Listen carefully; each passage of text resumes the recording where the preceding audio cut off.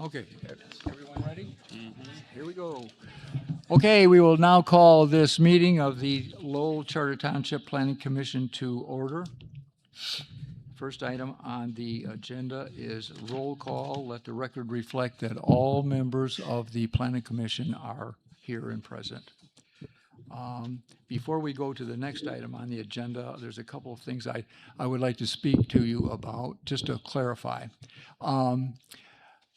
This morning, I saw a post on Channel 8, Wood TV, and they had an article saying that the Lowell Township Planning Commission is set to propose a data center ordinance, and they talked about doing it this evening. I'm not quite sure where they got that information. It is incorrect. We are working on a data center ordinance, and Mr. Batchelor will talk about that a little bit later in the meeting. But we are not at a point where we'll be releasing or talking about an ordinance, a data center ordinance this evening. So if you came to hear about an ordinance, it's not going to be this evening. The next thing is this meeting is going to be just a bit unusual. Normally, our agenda allows public comment for items on the agenda kind of at the beginning, and then public comment for items not on the agenda at the end of the meeting. This evening, we have 3 topics or projects that we're going to talk about, and all of them are a public hearing as opposed to just a regular meeting item. Yet for every public hearing, there's always a segment that's set aside for public input. And so what we will do is that as we work our way through these 3 different projects, under the public hearing rules, there will be time for you to speak about that particular subject or project at that time. Just your comments should be related to like the swimming pool. Well, make your comments regarding swimming pool or the U-Haul or whatever it may be. But just use that time for your comments regarding items on the agenda. So thank you for that. I hope you'll will help us work our way through that. So next is approval of the Planning Commission meeting minutes for July 13, 2026. Planning Commission, if you had an opportunity to review the minutes for the July 13, 2026 meeting, and you find them to be correct and accurate, I will entertain a motion to approve. So moved.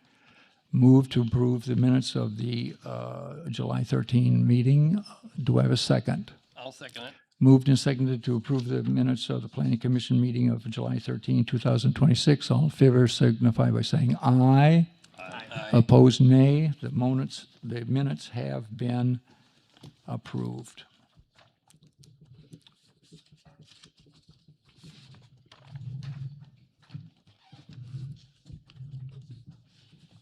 Okay, next item on the agenda is any changes or additions to the agenda. Planning Commission, do you have any changes or additions to the agenda? Have been waiting a sufficient amount of time and not heard anything. We will move on to the next item. Next item, the general section is public hearing. And again, if you have the agenda up there, you'll see that there are 3 different projects, A, B, and C, and we will handle them in that order. So the first project that we're going to discuss is an ordinance amendment to the swimming pool ordinance. We have a swimming pool ordinance in place, but we felt that it needed to be improved, and so we have been working on it, and we now have it ready for consideration by the Planning Commission and hopefully take some action on it. The way that this will work is that we'll acknowledge that a public notice has been published. There'll be a presentation by the applicant, and since we are the applicant in this case, we'll give a presentation regarding what this new ordinance is all about. And then our planner will also, at that time, give an overview regarding his report. If Planning Commission will have any questions or comments, then we will open the meeting for public comment and input on the swimming pool ordinance. Everyone gets a chance to talk, and once we are finished with the public input, we'll close that. We'll close the public hearing and then move this topic to our regular business meeting and discuss it, and very well may take action on the ordinance. So that's kind of how this process will work. So with that in mind, I will acknowledge that the notice has been published and in the local newspaper with a sufficient amount of lead time. So we're good there. So our planner, Brad, will give you an overview of the ordinance itself. Brad, go ahead. Thank you, Mr. Chair. As you all remember, a few months ago, the Planning Commission charged me to make some edits to the proposed swimming pool ordinance regarding specifically hot tubs and spas and the nearness to structures or buildings on the property. I was instructed to remove any provision of a hot tub or spa being located next to any building. That has been removed from the provisions altogether. And I have created a specific definition for hot tub and spa, which is a permanent or portable in-ground or above-ground water-filled hydromassage enclosure that is used for recreational or therapeutic purposes, often containing an integral heating or water circulating system that is capable of containing water of at least 24 inches in depth. So similarly to the swimming pool itself, anything greater than 24 inches is classified as a swimming pool or spa or hot tub within the state building code and the international pool code. All the rest of the provisions within the amendment basically allow for the building inspector to approve as the building code requires.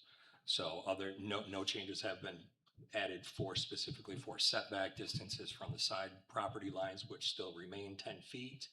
It's just that now that we have pulled hot tubs and spas specifically out of the definition and added a new definition for them, 2203 Part J, Subpart 2 now states swimming pools, hot tubs, or spas are not permitted within the front yard of the property unless the physical constraints of the property would prevent the applicant from reasonably meeting the rear or side yard dimensional requirements.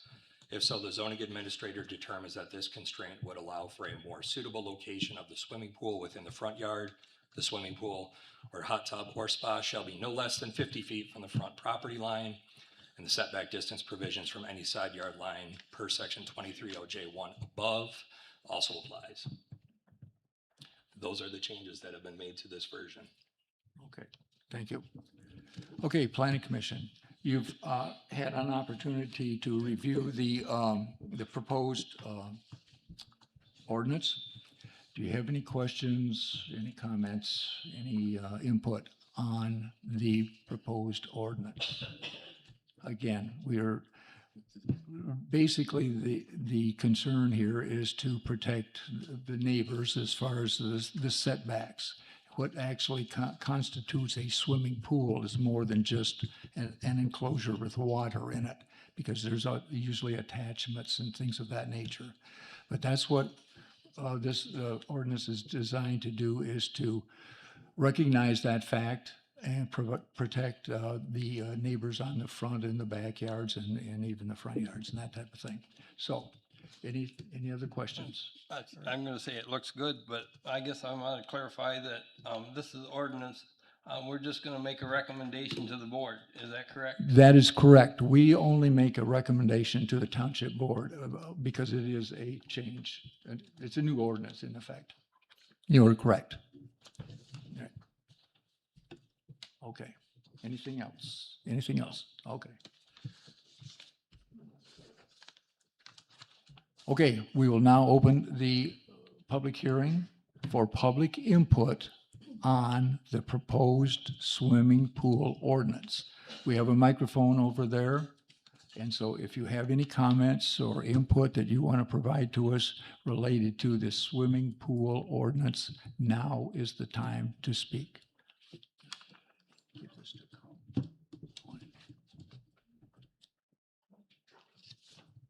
Okay. Having waited, I have to, doop, doop, doop, doop. Having waited a sufficient amount of time and had no takers, we will close the public input portion of the public hearing.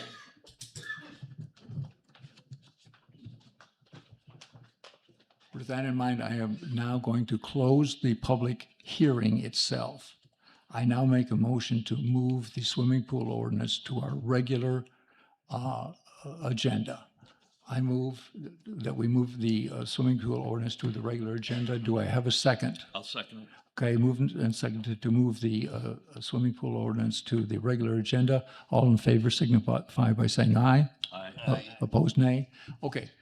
Planning Commission, we can now discuss the swimming pool ordinance. Anything that you have as far as questions, comments, anything of that nature? You've had the opportunity to review it. We've done it numerous times. We think what we have now is good and it works. If there's no other comments, I'll entertain a motion. I move that the Lowell Charter Township Planning Commission recommend that the Lowell Township Charter Township Board adopt ordinance 0226Z, the swimming pool ordinance. All right, that's the motion. Do I have a second? I'll second it. Moved and seconded to approve the motion to recommend to the Township Board that they approve the swimming pool ordinance. All in favor signify by saying aye. Aye. Aye. Opposed, say no. Okay, the motion carries. The swimming pool ordinance has been approved for recommendation to the Township Board.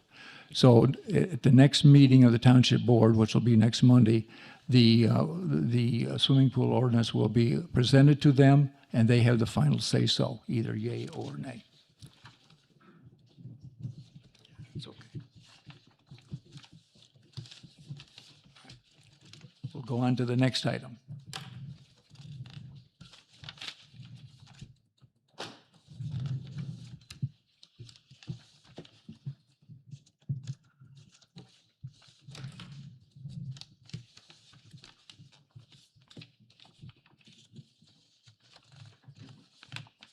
Okay, the next item on the agenda is My Storage Great Lakes, amendment to an existing special use permit to allow a U-Haul rental operation at their location.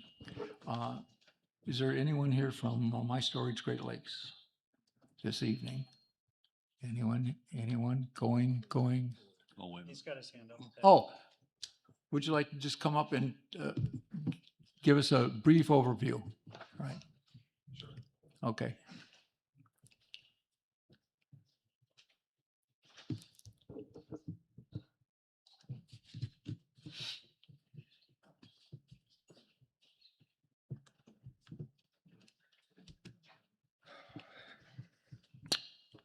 My name is Gabe Dean. I own and operate My Storage Great Lakes. We have done a considerable amount to that property since I moved back in July. I think David put some photos in front of you, but we asphalted it and put some striped parking in. And with that, U-Haul has a pretty good dealership program. You guys are familiar with it. We have another one in town that is right next to Aldi. And Actually, very familiar with the owner of that, and we just wanted to put a few trucks and trailers out there for rental. Right. And you have a limit as far as the number of trucks and trailers? Yeah, three to four each tops. 3 of each, okay, Yep. so there's not going to be an overflow or anything like that? Nope. Okay, very good. Planning Commission, do you have any questions for Mr. Dean? I have a couple. Did you say three? Yeah. Or more than that? Three trucks, three trailers that will, if one gets rented and it's a one-way rental and we don't see it back, they just replace it. And so you always have three of each. Good. Does that help? Yeah. Okay. Planning Commission, anything else?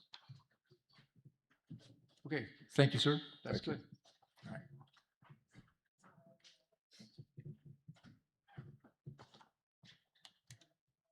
Okay. Brad, you want to give us an overview on your report? Thank you, Mr. Chair. As the applicant had explained, essentially, they are requesting to add a few trucks and few trailers to the property on, I believe, the corner of Grand River. Grand River and Overlay. Yeah, and anyways, it's out near the road for purposes. Right. As you know, a few years back, the Planning Commission granted a special land use permit to My Storage Great Lakes, and on page 16 and 17 of the packet includes the 15 special land use conditions that were applied to that approval at the time.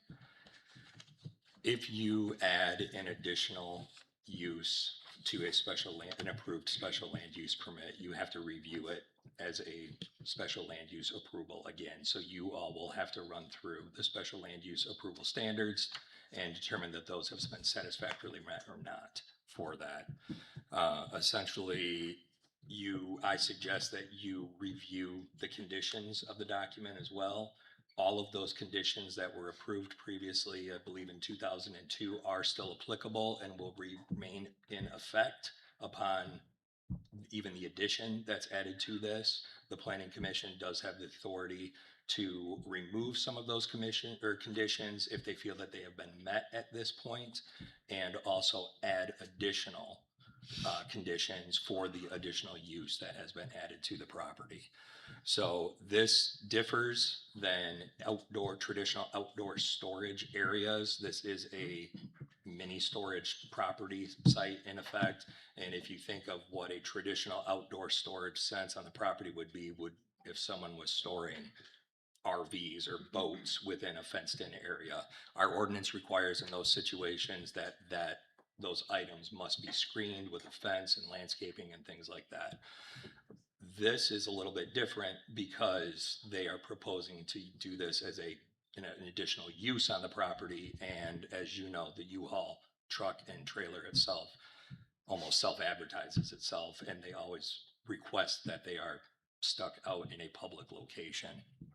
So going through this, we have reviewed the completeness of submittal and reviewed the items such as landscaping and buffering and fences. All of the requirements of section 4.26 and 12.06 for landscaping, fencing, and buffering are applicable to this property as well. We suggest that you just keep the idea that there are residential properties in the area, similarly to what you did when this was originally approved in 22. Section 4.27, if they want to add any additional lighting, will have to comply with all of those standards.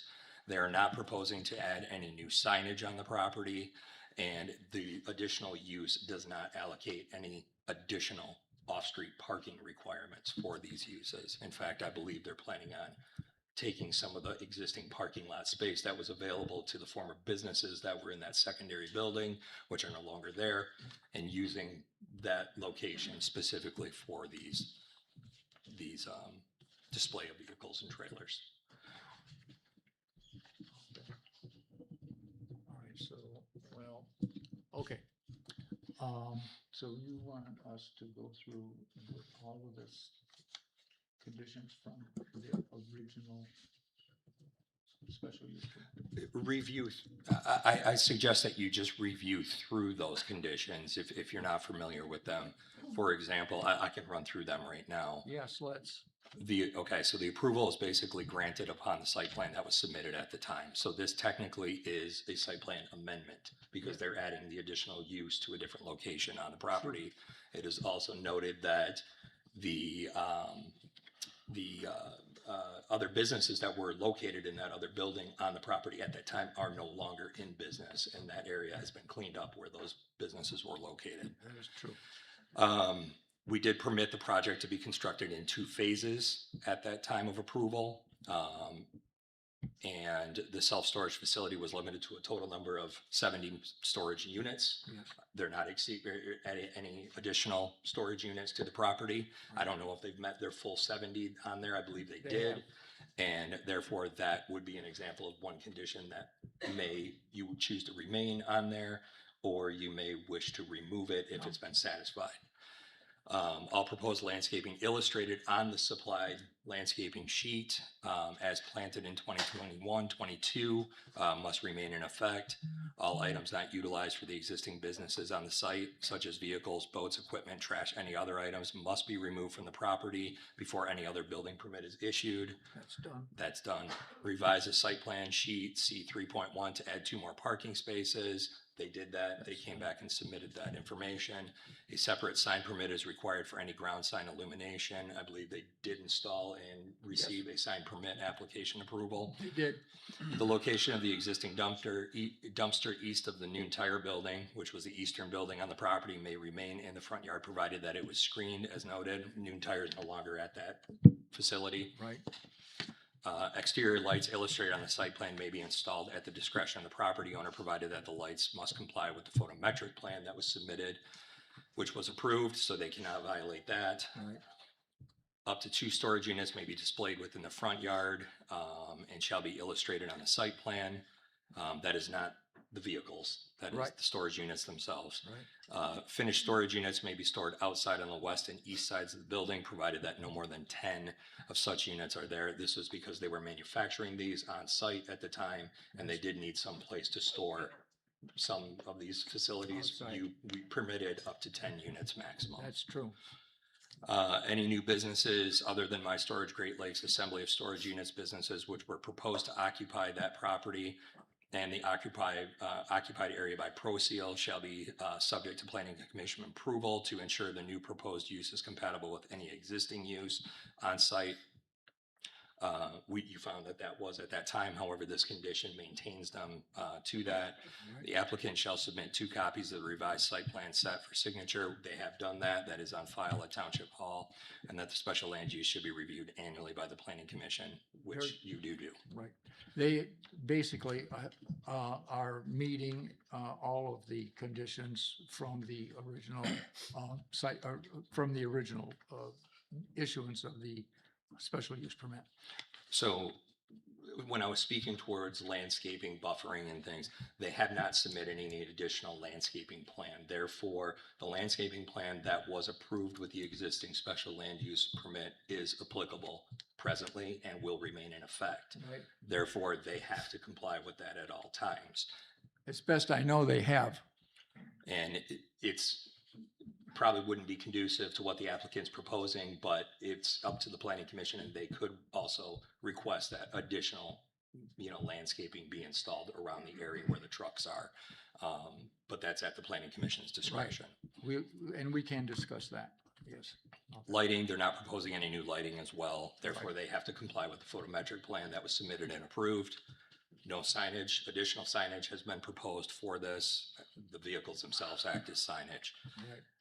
And again, the parking does not increase the demand requirements for that. Right. Okay. Okay. Planning Commission. Do you have any questions or input or any questions or comments regarding the proposed addition of the U-Haul rental use? In other words, and again, it it's a matter of a maximum of 3 trailers and 3 trucks at any one time. So I'm curious about, Mr. Dean, I thought I read earlier when I was reviewing this, where are these? There you are. Where are these trucks and trailers gonna be parked? I thought I read something like it would be on the west side of a building. Yeah, they are gonna be on the corner where the intersection is, there's parking spots there. And so we're gonna put them on that corner. On the west side, Southeast corner. Southeast corner. East side. the east side, Yeah. but they won't be out by the road? Yeah, they will be, right in that corner. Oh, that's where I saw it. Okay, thank you. Okay, so I'm not sure I understand how this works in terms of your landscaping plan.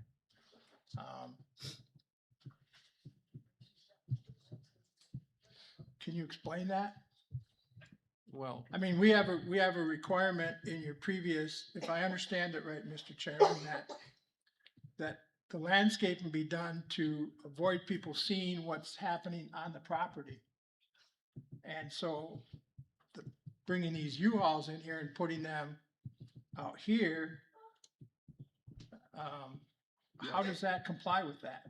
it doesn't, but it doesn't, but this is up to us to make that determination, and I can respond to that. If you look on that, your front cover page of the report, you'll see the residential, the residents across the street. There may be 2 of them. One of them might have a clear view of let's say, the units that would be parked on that corner. The other one that is on the photo there is up a hill in deep, dense woods. You can't see their house from the U-Haul parking area, so they can't see the U-Haul parking area. I'm wondering if we need to require any sort of landscaping or, shrubbery, whatever you want to call it, to block the view of that one house to the units on that corner. And I do remind you that prior to just recently, for a number of years, there was a business on that corner. And if you looked at those photos, you'll see there's been an immense improvement. Well, I agree with you, and when I drove by there is an immense improvement, but, and I understand the concern about the people that are across here, but, when I drive down 28th Street, I expect to see U-Hauls out by the road. When I'm driving down this road and stuff, I don't expect to see that. And we had an immense problem there that went unenforced for years. Mr. Dean was responsible for making sure that that problem was resolved and never did. Came before us numerous times and we asked him to, and he never did.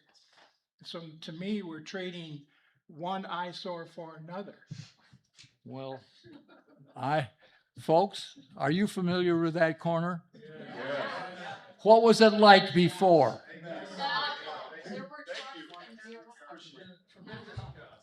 What's it like now? Also, I didn't live here for the last 3 years. I'm sorry. I moved back in July, Well, so. I don't think we should be held accountable for that. I'm okay. Better doesn't mean best. The fact that it's better than the chaos it was before doesn't mean that's the standard we should be at. Thank you, Mr. Ford, for your comments. Would you hand me my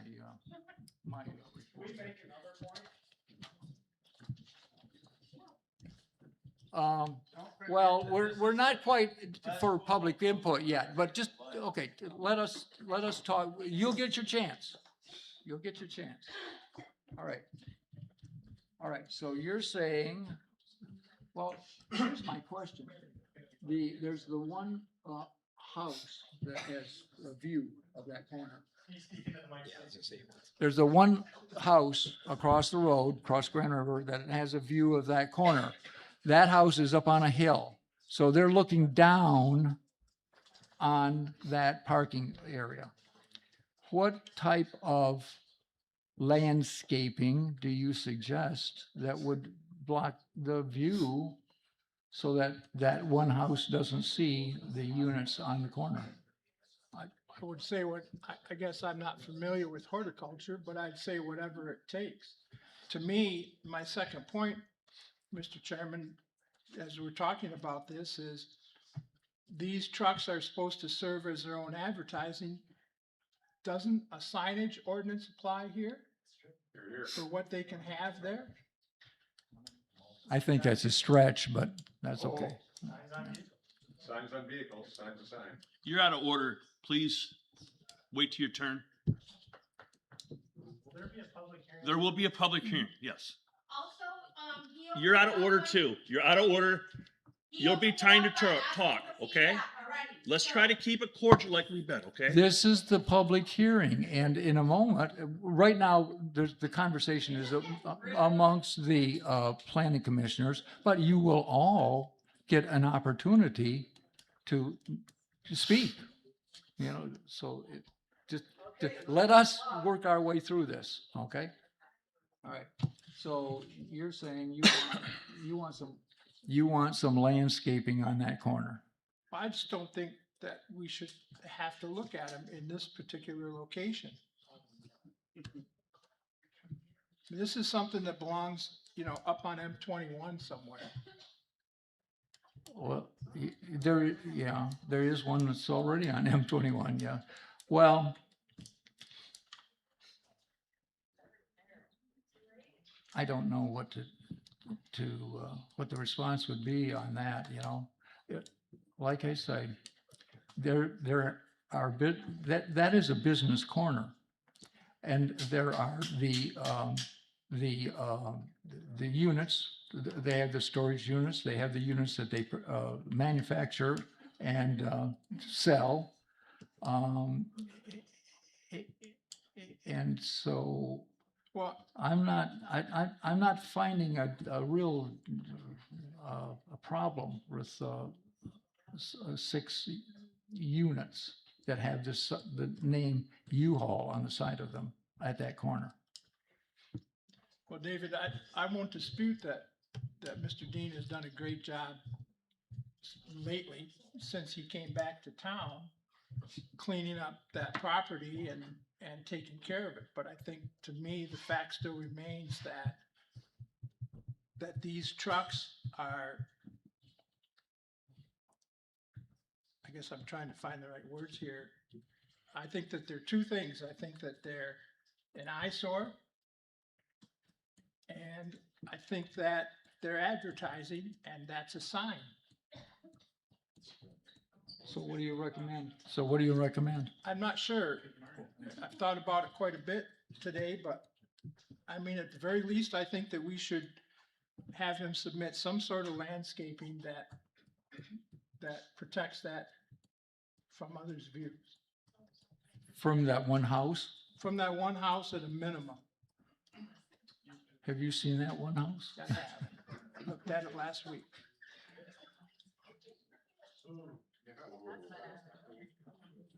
Okay, planning commission? You've got any thoughts? Yeah, I'll go next. Brad, clarification, you had said these 1 through 16 items that were originally conditions when this property was approved. I don't think we should take all of those out, and maybe I'm misunderstanding what you're saying. If you're saying if some of these should be taken out or not, but I did see like 5, 7, 8, and 13, which have been met, and they would be a condition that we would never check on at this point, like like we had the issue before with the boats, the trash, all that other kind of stuff that was there. I don't think we need 5 in there. 7, The permit's already been issued. 8,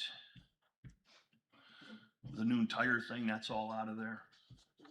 And in 13, it talks about, the Pro Seal business that was in there. That was out. I think I'd like to see the rest of that stuff stay in there, just as a matter of record, so that way when it talks in here about the exterior lighting, it talks about,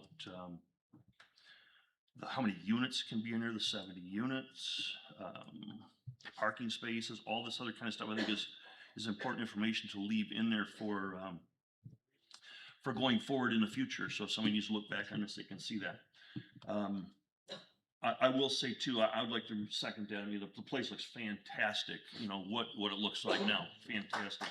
And they are going through and putting shrubs in throughout the place. You know, if you look, it's not necessarily by the corner, but I think we need to think about this too. I don't know what some of the easements are on that corner either, and if you start putting a bunch of trees and stuff in there, do you do like what may have happened in other places where they plant trees too close to the road? When people go to pull out of spots, you have to look through the tree to try to make a safe entrance onto the highway. So I don't know. I think if you did something like, you know, be awful careful what you put there. The U-Haul, is it advertising? Yeah, I think it probably is. But, you know, if you start doing that, somebody has a van that's selling flowers and they park in that, and their parking spot at their flower shop is on their sign out parking lot. So I don't think we want to go to that degree.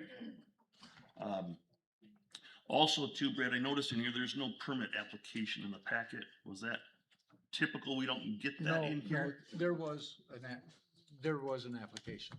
I can tell you that. Okay. It's on page 24. Yeah. Oh, no, it's not. Hold on. That's the other one for the other. Yeah, that's the job.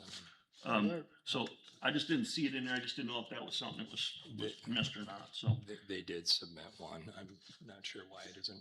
okay. Well, it's not that big an issue. I think that, you know, this is the first time we've talked about this tonight. Tonight. You know, Greg has brought up some things that should probably be maybe a little more in depth. It's kind of hard to see how the applicant would want to try to satisfy that. You know, we could throw this back to them and say, hey, you know, we don't have a site plan of this currently. Do we ask the applicant to go back and give us a? No, we have an existing site plan. And the only thing that's different, I think, related to the site plan is that now the ground, always before was gravel, now it's paved But you look, and it's striped. you look at the picture that was submitted with this, that Brad had put together. The picture is from.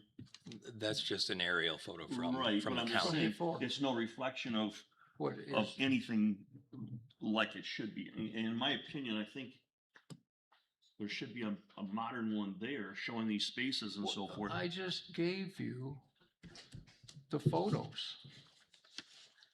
No, I don't have the photos. Well, Can, Mr. Chair, may I make a suggestion? What I would look through suggest. your papers. Okay. I don't have any photos. You have photos? He sent some the other day. God sakes.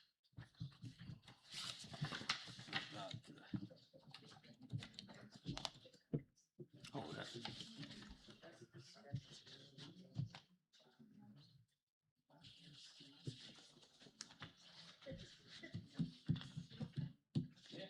I'm sorry. I emailed those photos to each member of the planning commission except for Mr. Ford. So if you don't open my emails, you don't have the photos. People don't open my emails. It makes me feel inferior. He sends them at 5 o'clock in the morning. Yes, those pictures, I did see those in there, but I didn't see them in the packet or nothing like that we have. They were here, not so- in the packet. Okay, that's what I'm looking for. Okay.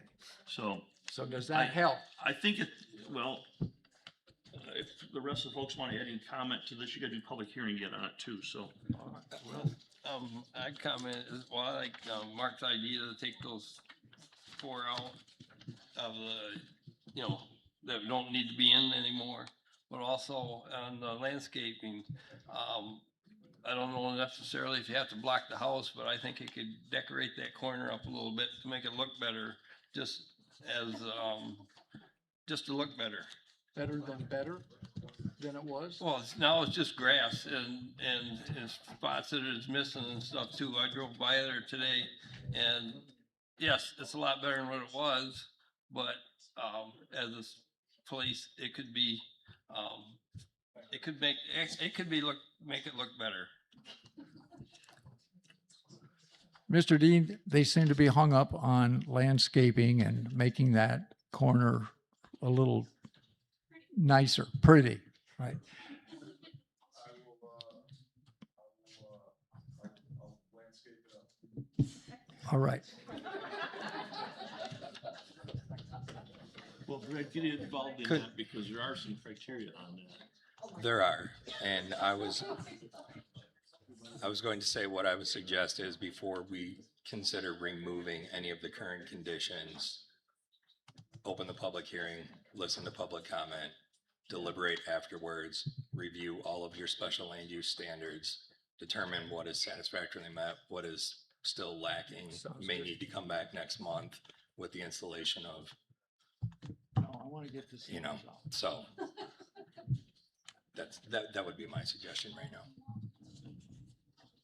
Okay. All right. Planning Commission, do we have anything more that we want to discuss at this point in time? No. All right, we will now open the public hearing for public input. If there's anyone that wants to speak regarding the request for the amendment to the special use grant, now is your opportunity. If you could give us your name, that would be helpful. We would appreciate if you could limit your comments to 3 minutes, but if you need 5 minutes, you have the machine, right? But please be cognizant of 5, try and wrap it up for us. Thank you. I only need a minute. Gina Ladner, a resident of the city of Lowell. So I'm not sure who this Mr. Dean is as far as did he purchase this land? Did he acquire it from family? I'm not sure, but when you do purchase or acquire a business, you also acquire the problems that go with that. He made a comment, I've only been here since July. In other words, my take on that was, why am I paying for what's happened for the past 3 years? I think this business has been going on for 3 years with these U-Hauls. There's been no consequences. What are the consequences of this? No. There haven't been any U-Hauls. No, he just recently, see, this is a large operation, and they just recently signed an agreement to rent U-Hauls. But it was my understanding at the last meeting that these U-Hauls have been here for a while without, Not here. There is another operation on Fulton. I am aware of that. Oh, okay. I am aware of that. So when did these U-Haul trucks hit the storage unit? I would say within the last couple of months. Okay, my apologies then, because I misunderstood that at the last meeting, that it's been sitting there and there's been no consequences. They may have been there for a short period of time. I believe that when they got involved with the U-Haul, see, they have a big operation there already and have had it for years. And and they've had the special use permit for a number of years. They didn't realize that they had to come to the planning or to the township and get approval to have the U-Haul operation until it was brought to their attention. And that was just recently.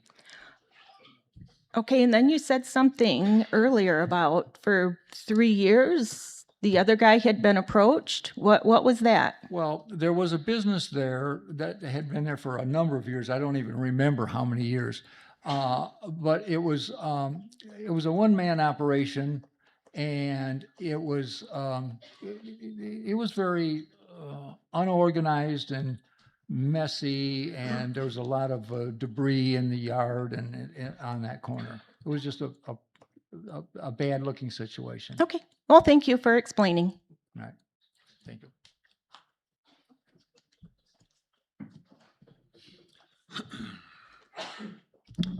Hi, my name's Ashton. In chapter 18 of signs, vehicle signs, item 7A and B, one vehicle sign may be permitted for each road frontage abutting the parcel. If the vehicle sign is used as an off-premise sign, the vehicle sign shall count towards the number of off-premises signs allowed on a parcel. So there are requirements for vehicle signs. Greg, thank you for asking questions. I think it looks great where the gentleman is. Yeah, that corner looks great. I also loved taking my tires to Steve. He's just down the road now, in case you're wondering. I don't really. I guess this caught my attention. This special land use permit, in particular, because the draft data center ordinance also seeks special land use permit in the light industrial zoning area for the proposed data center. So I thought, okay, this is probably whatever is going to happen here. It's probably a good indication of the level of due diligence and rigor that we're going to take towards Microsoft and the special land use permit process. And I think I looked into this quite a bit. There is a site plan, that's on the website that was published in 2021. There are a number of the conditions, which Brad shared in his memo. I have more questions than have come up so far. And we've already kind of made comments that some of those conditions are just going to disappear without, as far as I can tell, any real due diligence or validation or like evidence gathering on your part, which is troubling. For example, I think it was condition 11 where there's a max of 70 units. Currently, and this is kind of, maybe debatable, but there's 80 units on site currently.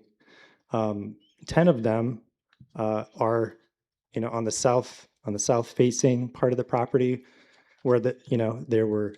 Well, I see you shaking your head, Brad. Yeah, I know those 10 were set aside for, for storage or something else, but on the site plan, they're listed as parking spots. And now there's storage units there. There's also a limit of 2 units on the front, I don't know what they say, displayed like in the front yard.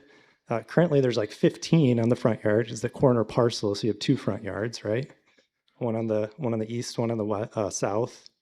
So there's a number of, I guess, things that are a landscape plan was submit by the applicant back in 2021. Brad, in your memo, in your statements of fact memo, and I could quote it, but you said that they didn't submit a landscape plan, and then tonight you said they did submit, which they did. 2021. Yeah. Yeah, they did not on this one.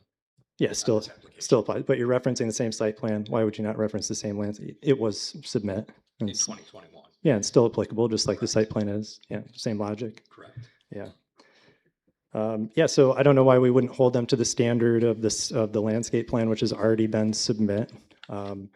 There's also, been commentary about the trash receptacle and the kind of the fencing for that, which is a requirement in the light industrial district. So there's like there's like signage requirements, there's landscaping requirements, there's potentially, parking lot requirements. If you look at the site plan from 2021, the image of the trailer storage was on the western part of the building. Now we're moving it to the southeastern part of the building. And there's the question that Brad says, is this a major or a minor change? Is it typical for a special land use permit to go from light industrial and then add on like a retail commercial, applicable operation? Is that a minor change? Is that a major change? That's one of the things you all need to decide, right?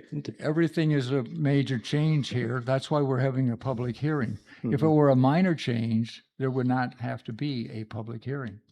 It's a major change. Yeah, I just wanted to bring these, these details up because, especially when we're trying to enforce, protect the community from someone like Microsoft, like, these are like easy details. When we're talking about some billion square foot, 250 acre, whatever monstrosity, the details are a hell of a lot more important, and how we're going to enforce them is a lot more important. Thank you. Thank you.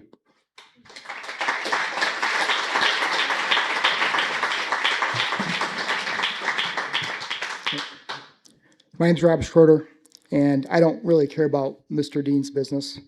That family's brought a lot of good to Lowell in the last 20 years.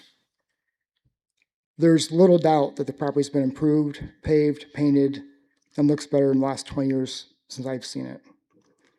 It's my understanding that an applicant applies for a special use permit before conducting or starting their business. Is that true?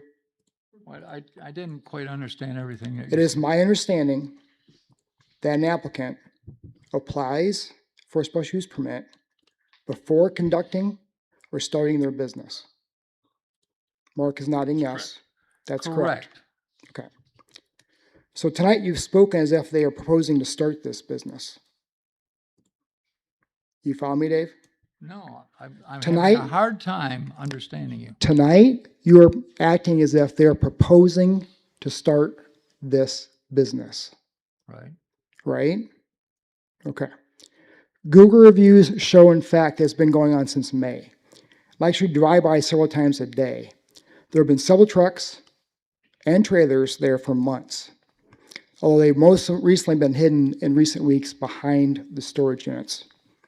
Additionally, there's been a signed and advertised rental dump trailer in that front parking lot.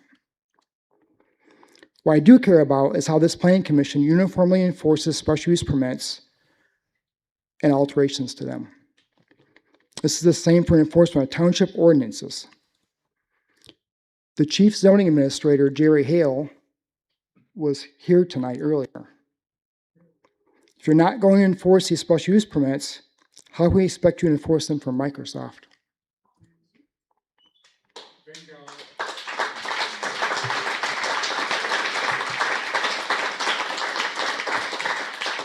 The very first draft that the committee is working on says Microsoft is applying for a special use permit.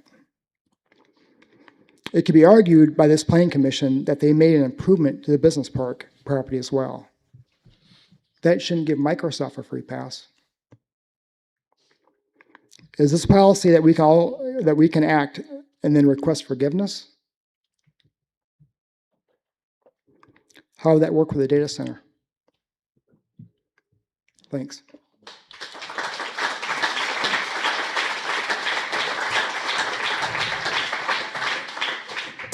Good evening.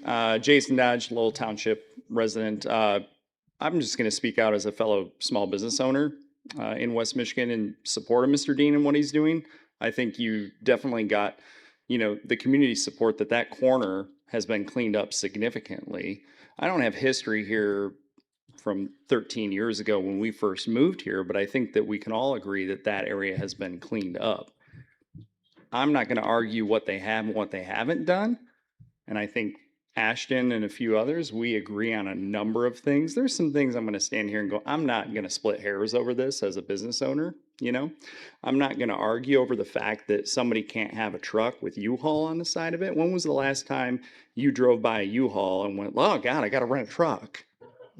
No, you all are picking your phone up You all are on Uber Eats, so let's just drop that for a minute. I will agree, though, with everyone else about watching how you're going to enforce these things. When you have a special use case in light industrial, I think you have to treat this very, very differently than what's happening on Cascade Road. I don't see any way how you can call that light industrial use. And also back to the comment of trucks driving around with businesses on them. Are you going to tell Lighthouse that they can't drive their semi trucks out here? Or anybody else? So I'm just going to caution everybody. You have to figure out and show the community how you're going to police this, because they're going to hold you accountable for it. I will. Right? And you see that happening at the township board level right now. And it can happen at, I'll be done. It can happen at this level as well. But you really need to think about two things: how you're going to enforce it, and be choosy with your words. Because what you say matters, it's in public record, and people we're going to recall it. Right. Okay? Now, as far as how are we enforcing, well, we are enforcing right now. In other words, they didn't realize that they had to come to the township to do U-Haul. They were made aware of it. That started the process of enforcement. Sure. In other words, they came in, they filled out an application, they paid money. Yep. We had a meeting, our last planning commission meeting, we discussed it and we set a date for a public hearing, which is tonight. Yep. So this is part of the enforcement, because the goal, obviously, is to make everything as good as possible and give them the amendment to the special use permit that would allow them to be legal to run the U-Haul business. Yep. So that's part of you're talking enforcement. We're doing enforcement right now. And I think the community is doing their part in enforcing as well. Okay, very good. Thank you.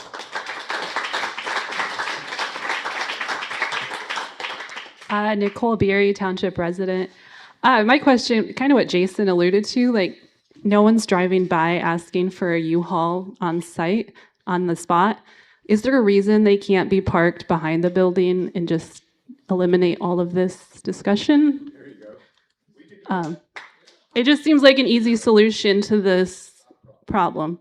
I don't know, just a thought, because people are looking it up online. When I needed one, I didn't drive around looking for one. So that's just my thought. And I do urge you to not take it so lightly. Like, yes, it does look better, but that's not a reason to ignore things. So, yeah, that's.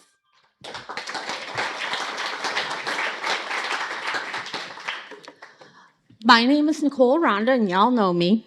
And for anyone who doesn't know, yes, you are being held accountable because this is also being live streamed on YouTube right now.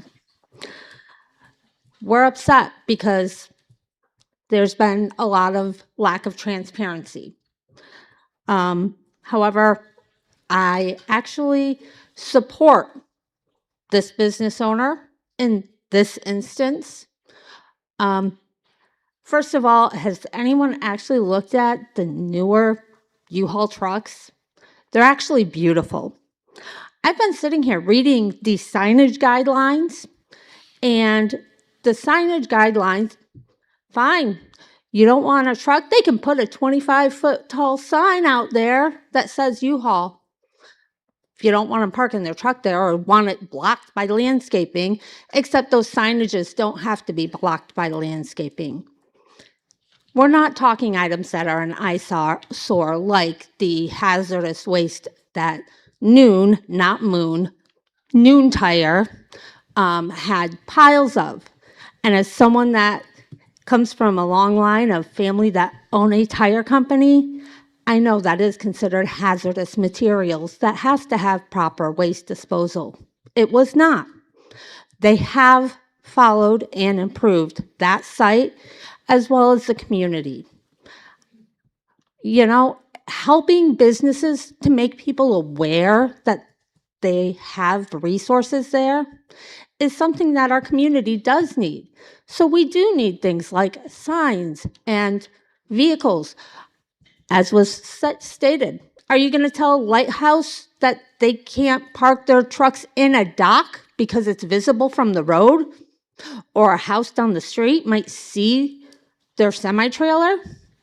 These are unrealistic expectations that are being put on a small business that is doing their best to clean up an area that has, for a long time, had issues, much more than even 20 years. Looking at what is required for signage in light industrial, to have a truck sitting out there, totally within reason. Also, because these are operating business vehicles and not a parked one, the vehicle sign ruling does not apply. These are vehicles that are in use, not solely parked for signage. And I didn't even know that they were renting U-Hauls until I found it online, like 2 weeks ago, when I needed one. The vehicles that they offer there are much larger than the ones that are offered at the location by Aldi, because they have the space to have the larger vehicles. They are an asset to our community.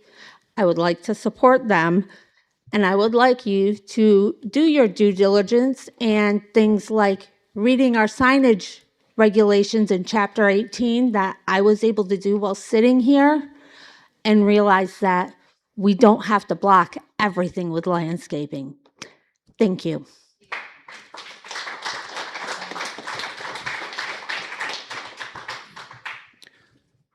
Tristram Harrington, Lowell Township resident. I guess what I just, I think, listening to the conversations and things going on, I mean, I agree and I support local businesses, and I understand businesses trying to be more efficient and effective. I also understand that we have certain rules and regulations in place, and that sometimes we have situations like this where we recognize, oh, there's a challenge.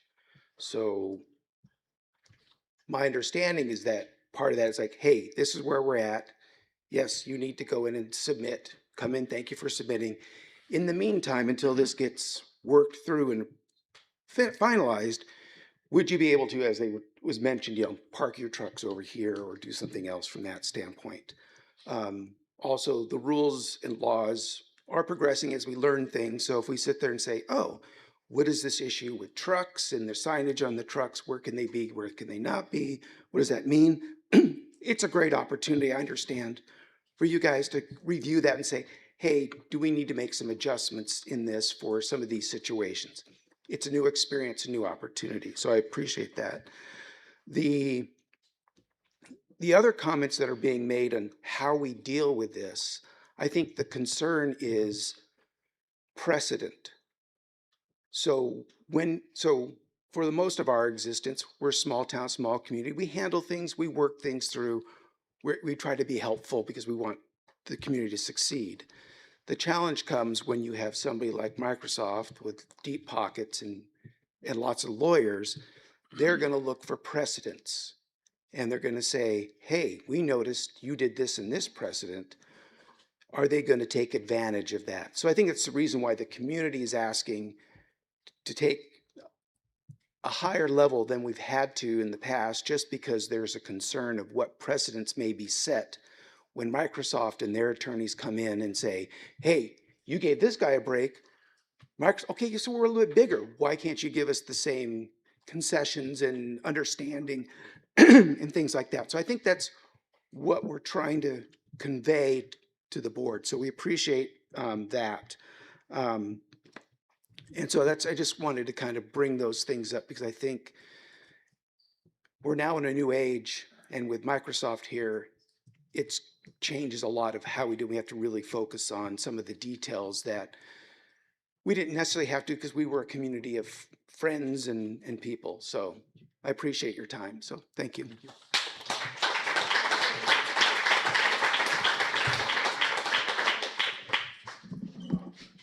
Hi, Jeanette Stevenson, Lowell Township.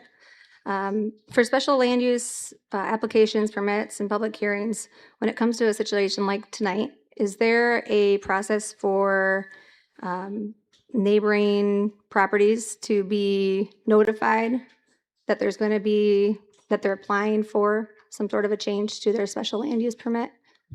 Yes, in addition to the publication in the newspaper, Right.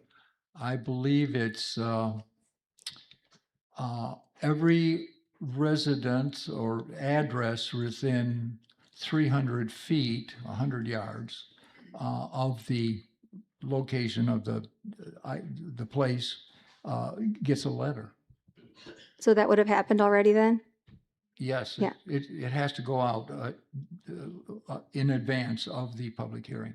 So if, for example, somebody like the house across the street that may or may not have concerns, would they have already had a chance to contact the township and or show up tonight? They should have gotten a letter because they're within the 300 feet, Sure. I would think, you know. Okay, that would be the normal process then. It's a normal practice. You have to do that. You have to publish the notice of the public hearing in the local newspaper and send out the letter to every address within that 300-foot area. Great, okay. And then I just wanted to mention the gentleman that I believe was running the day-to-day operations over the last couple of years. I just wanted to, I guess I wanted to share that I recall when he came in every June, July or so, I remember him being very open with what he did understand, what he didn't understand. He was more than willing to work with you guys on whatever needed to change, what improvements needed to happen. I remember there was something about something that he wasn't already complying with, and it's been resolved since then. So I just wanted to share my opinion that he seems that they've done a great job there over the last couple of years. So thanks. Thank you.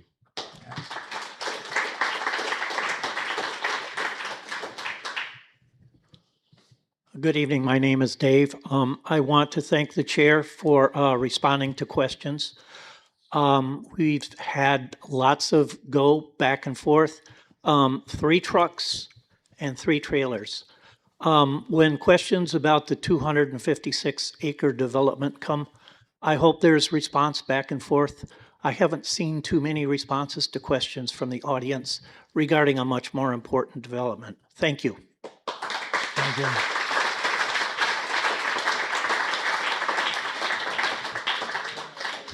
Jennifer Dodson, Lowell Township. There's just a couple points I want to highlight here.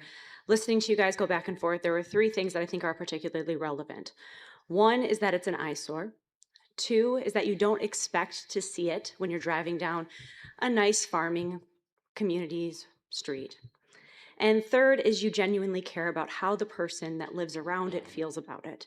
Now, while I support Mr. Dean, I think that these 3 things should be held standard when we're considering Microsoft as well. Is it going to be an eyesore?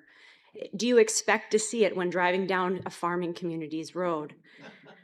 And lastly, how do the people around it feel when they look at it, whether that's 300 feet or whether that's 600 feet? Thank you.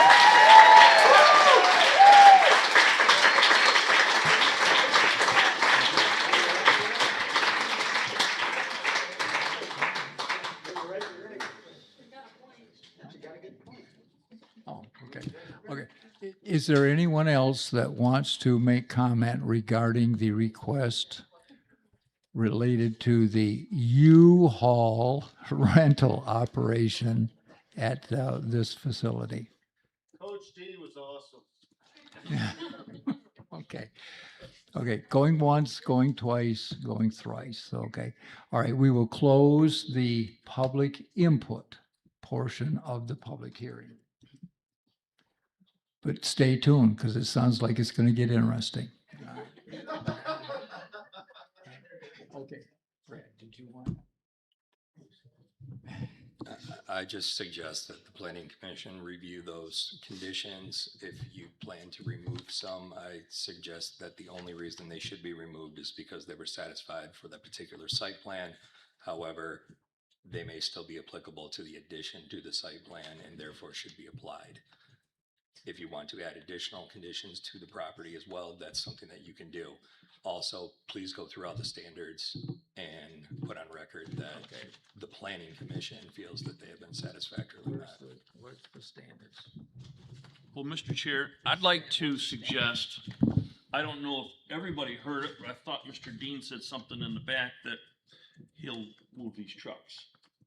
And if that satisfies the whole situation. Whoa, I didn't hear that. I heard that he would do something with landscaping. I added that. So I'm gonna pass that back to Dave. Gabe, would you mind answering that question, please? And we're not holding, if you want to put them up front, that's fine, but there's a process that we'll have to go through to do that. Sure. But Hey, look, at the end of the day, they're right. They just find it on their phone. They do the same thing with self-storage. It's not something that you drive by and go, oh, I want to rent a U-Haul to everybody's. So I'm more than happy to replace them. If that's what makes the community happy, that's what makes everybody happy and at peace. 3 trucks, 2 trailers. We use the dumpster trailer as part of our business, by the way. That's actually ours. We do rent it out to local people that need it sometimes. But we're happy to park it behind the units. We will guide the customers back there and help them, and help them that way. And I think that satisfies, the eyesore issue that you guys mentioned. And I just want to do what's best for Lowell.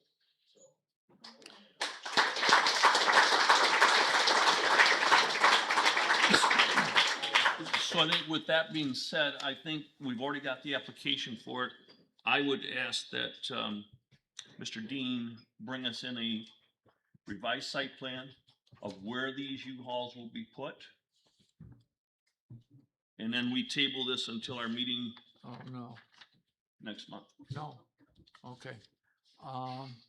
If we table this and we don't make a decision tonight, then they can't do business. Now, we can grant the requested amendment with conditions. We've done that many, many times. In other words, we say, okay, we'll approve the business, if you will, with these conditions. It's going to be landscaping and parking the vehicles out back. We've done it over and over and over and over again. David, my opinion on this is I was not aware of these U-Hauls being parked there either until our last meeting when somebody had made the thing about why the U-Hauls on the corner after you had talked about this, that they were already in place. I seen them. I thought maybe it was an administrative minor amendment to that until we had seen the package come out on it. Yes, it would be great to say to Mr. Dean, go ahead and continue to operate this while we go through this process and get us the stuff we need to do so we can satisfy the concerns and things like that. But, you're hearing 2 different sides of the coin here. You're hearing folks say, let's help out the small business person. Then we're hearing people say, like, come down with a hammer. So what do? You grant the request with conditions. I'm not comfortable tonight doing that. I want to know where the vehicles are going to be parked at, because if he's saying that and they're not put there, somebody's going to make their daily trip around there just to make sure that they're put in their spot. I don't want to deal with it. So he's already done a great concession on this and saying he'll put them somewhere else. Right. So what's the problem? It's too loose. It's too loose. I agree with Mark. Any other discussion? See what everybody else wants to. If you want to go forward tonight, we certainly can. If you don't want to, then we certainly can do that too. You're the chair. Let's see. All right. We closed the public input. Yes, you did. All right. So now we're in regular regular meeting. Mhm. Okay.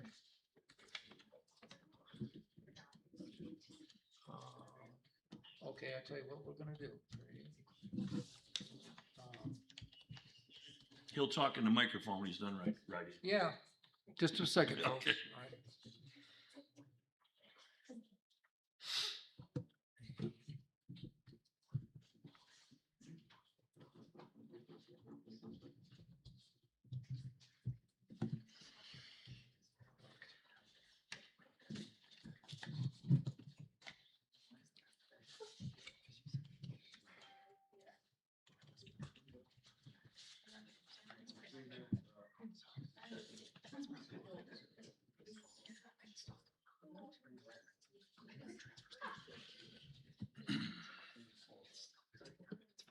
Okay, well, we're gonna find out if where we're gonna go with this. Brad, do you have any other input for us? Okay. No, I just, like I said, if it's being tabled, then we'll visit No, the, no. oh, it's not? Go through the standards. Go through the standards? Yes. Where are the standards?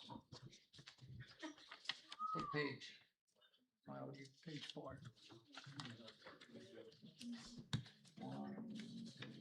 Halfway down, page 4. Page 4 of my report. Right there. That's it? That's it. Right here. All right, we're gonna go through the standards. Special land use standards. Prior to authorizing a special use amendment, the revised proposal must adhere to the stipulations outlined in section 2003, alongside any relevant criteria for a particular land use. Our findings of fact address the applicable standards below. So we're going to read the standard, and then we're going to read the findings of fact, which is a reply to the standards. Everybody gets to join in. Was all the discussion completed? Before you get into all this? Well, he suggested I we didn't do know, it. well, we can still finish discussion, can't we? Before you get into this? I didn't know if, He suggested that we do this. before you determine what you're gonna do, but I didn't know if all the discussion was complete or not. Well, just so you know, the findings that are in there are my review items. You can use those as factual components. I suggest that you also, like you said, discuss each one and determine if it's reasonably satisfied. Okay.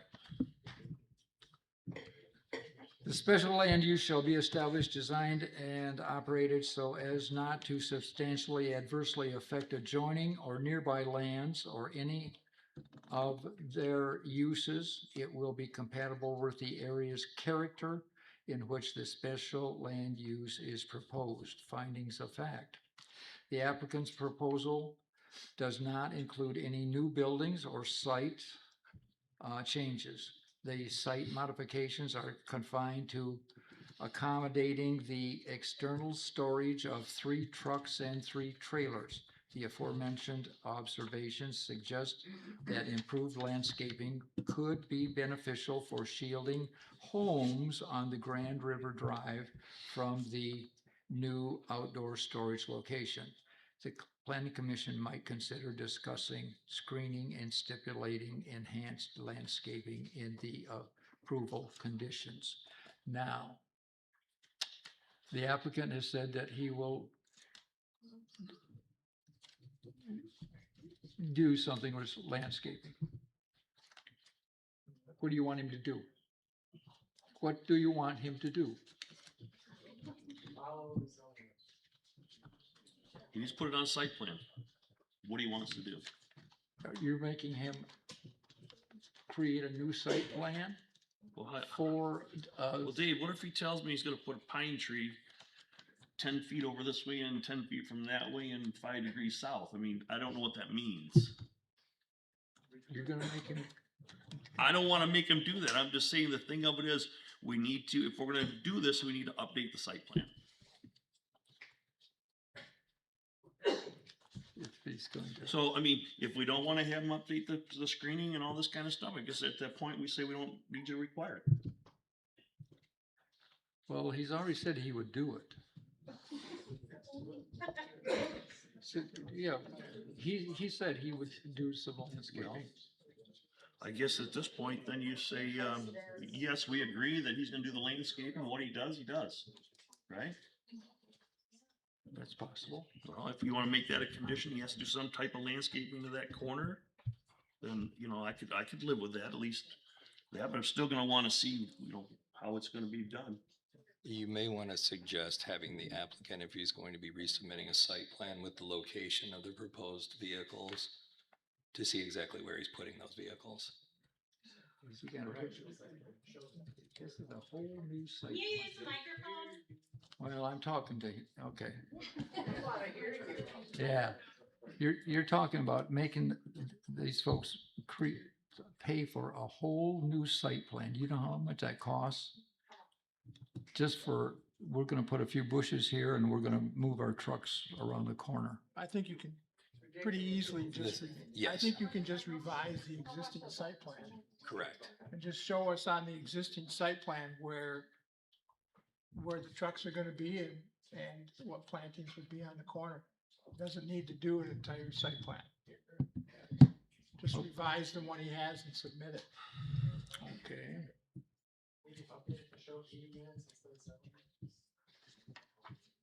Just revised. Okay, let's go to the next item. I mean, we've got quite a few of them here. Okay, the special land use must not have a substantial adverse effect on water and sewer services, stormwater drainage, road capacity, volume of traffic, traffic safety and circulation, and pedestrian safety, and shall not result in lighting that is contrary to the purposes of the lighting regulations of the zoning ordinance. Findings of fact. As previously stated, the proposal does not include any new construction or impervious surfaces. It is anticipated that traffic conditions will remain largely unaffected by the establishment of this new facility. The Planning Commission should deliberate as to how much additional traffic impact 3 additional rental trucks and 3 additional rental trailers will generate at that corner. Got any comments? Is it going to create a lot of traffic? I don't think so. I don't either. Okay. Item 3, the special land use must not substantially adversely affect police, fire, or other public safety and emergency services. Findings of fact, it is improbable that the supplemental outdoor storage will have a material effect on the operations of police, fire, or emergency response agencies. The commission will make the determination if this is a satisfactory or if this is satisfactory or that the proposed expansion places an increased need for police, fire, and emergency services on the township beyond its capacity. Is this 6 units going to increase the need for increased police or fire No. activity? I don't believe so. Okay. We're zooming right along. On number 4, the special land use must not substantially adversely affect the need and demand for other public services. Findings of fact, the proposed deviation from standard land use is unlikely to significantly impact the need for public services beyond those already considered. The Planning Commission will need to further deliberate and create a formal finding on this point of consideration. Okay, we have to deliberate and create a formal finding. I don't think that this operation will adversely affect the need and demand for other public services. That's my thought. Agreed. I agree. Yep. The special land use must not substantially adversely affect the natural environment, the site and nearby properties. The project will not introduce any new impervious surfaces, and the site does not possess any substantial natural characteristics. The applicability of this standard appears unlikely. However, this must be reviewed and determined by the commissioners. In other words, is this adding of 6 units going to substantially adversely affect the natural environment? No. No. Okay. We're at the last one. Okay, so, the special land use must be consistent with the intent and the purpose of the ordinance and the Lowell Charter Township Master Plan. Findings of fact. The property in question is within the low-density residential future land use classification as depicted on the 2022 future land use map. Although the site does not fully conform to the master plan, the current usage is not slated for substantial expansion and it has always been used as a commercial industrial property for decades, as the commissioners are aware. Additionally, the master plan stipulates that land may continue to be used according to its current zoning, notwithstanding any discrepancies in the future land use designation. The planning commission must consider the master plan recommendations and residential future land use designation alongside the applicant's property rights and the proposed minor site modification while deliberating a formal finding of fact. So that area is on the master plan. That overall area is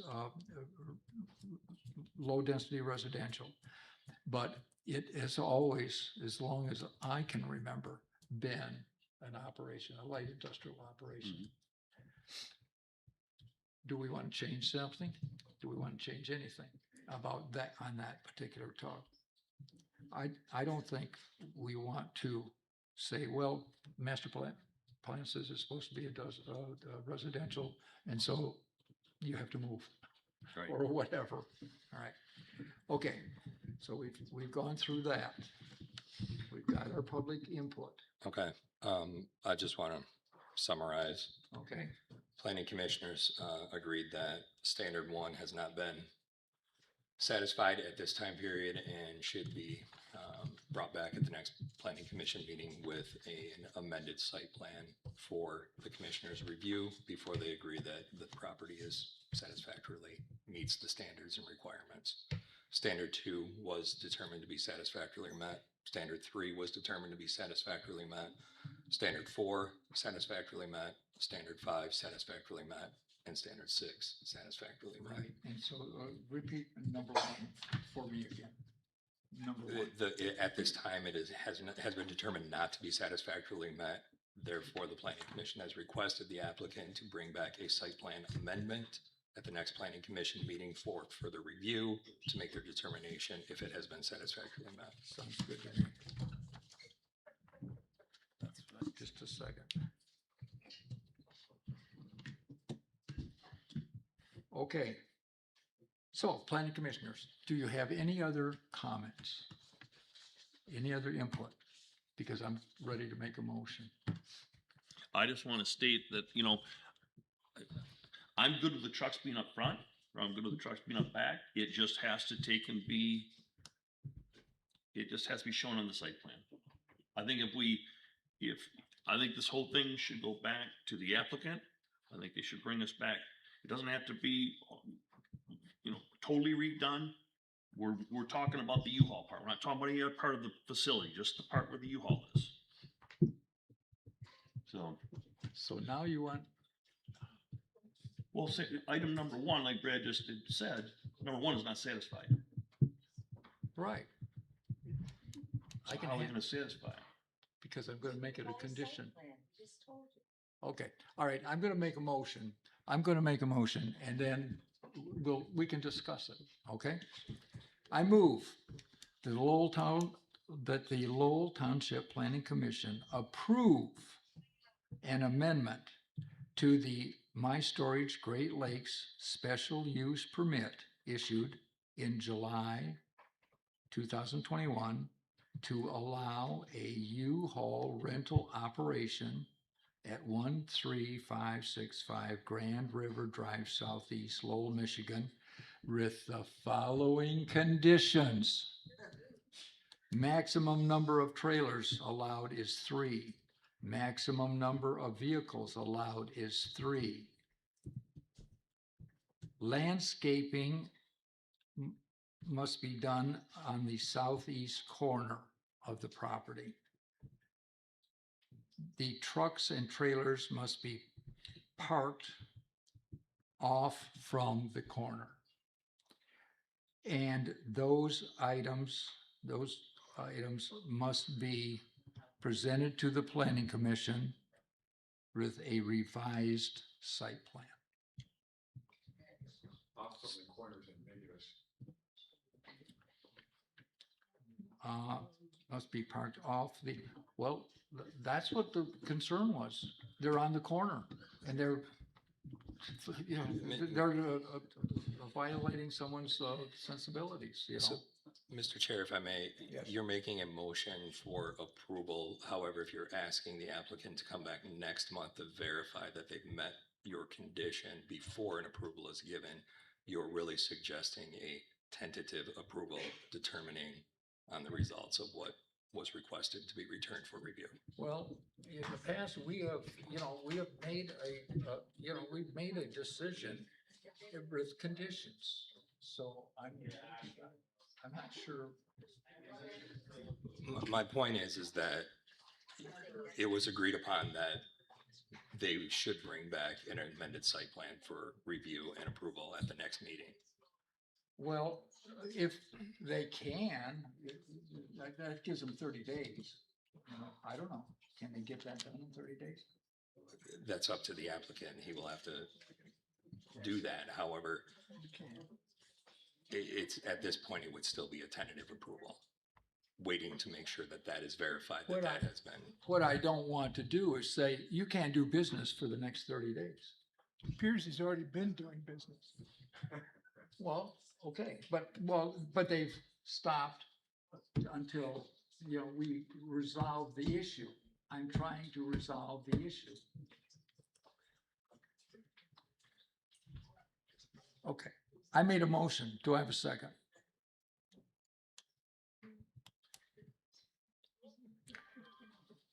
Having waited a sufficient amount of time and not receiving a second, the motion fails. Okay, folks, what do you want to do? Well, Mr. Chairman, I agree with Mark. I think that he should show us these changes. There is a history here of why we should not say, if you do this, we'll give you this. Because some of the things that we've asked to be done over the last 3 or 4 years there did not get done. Until someone moved off the property.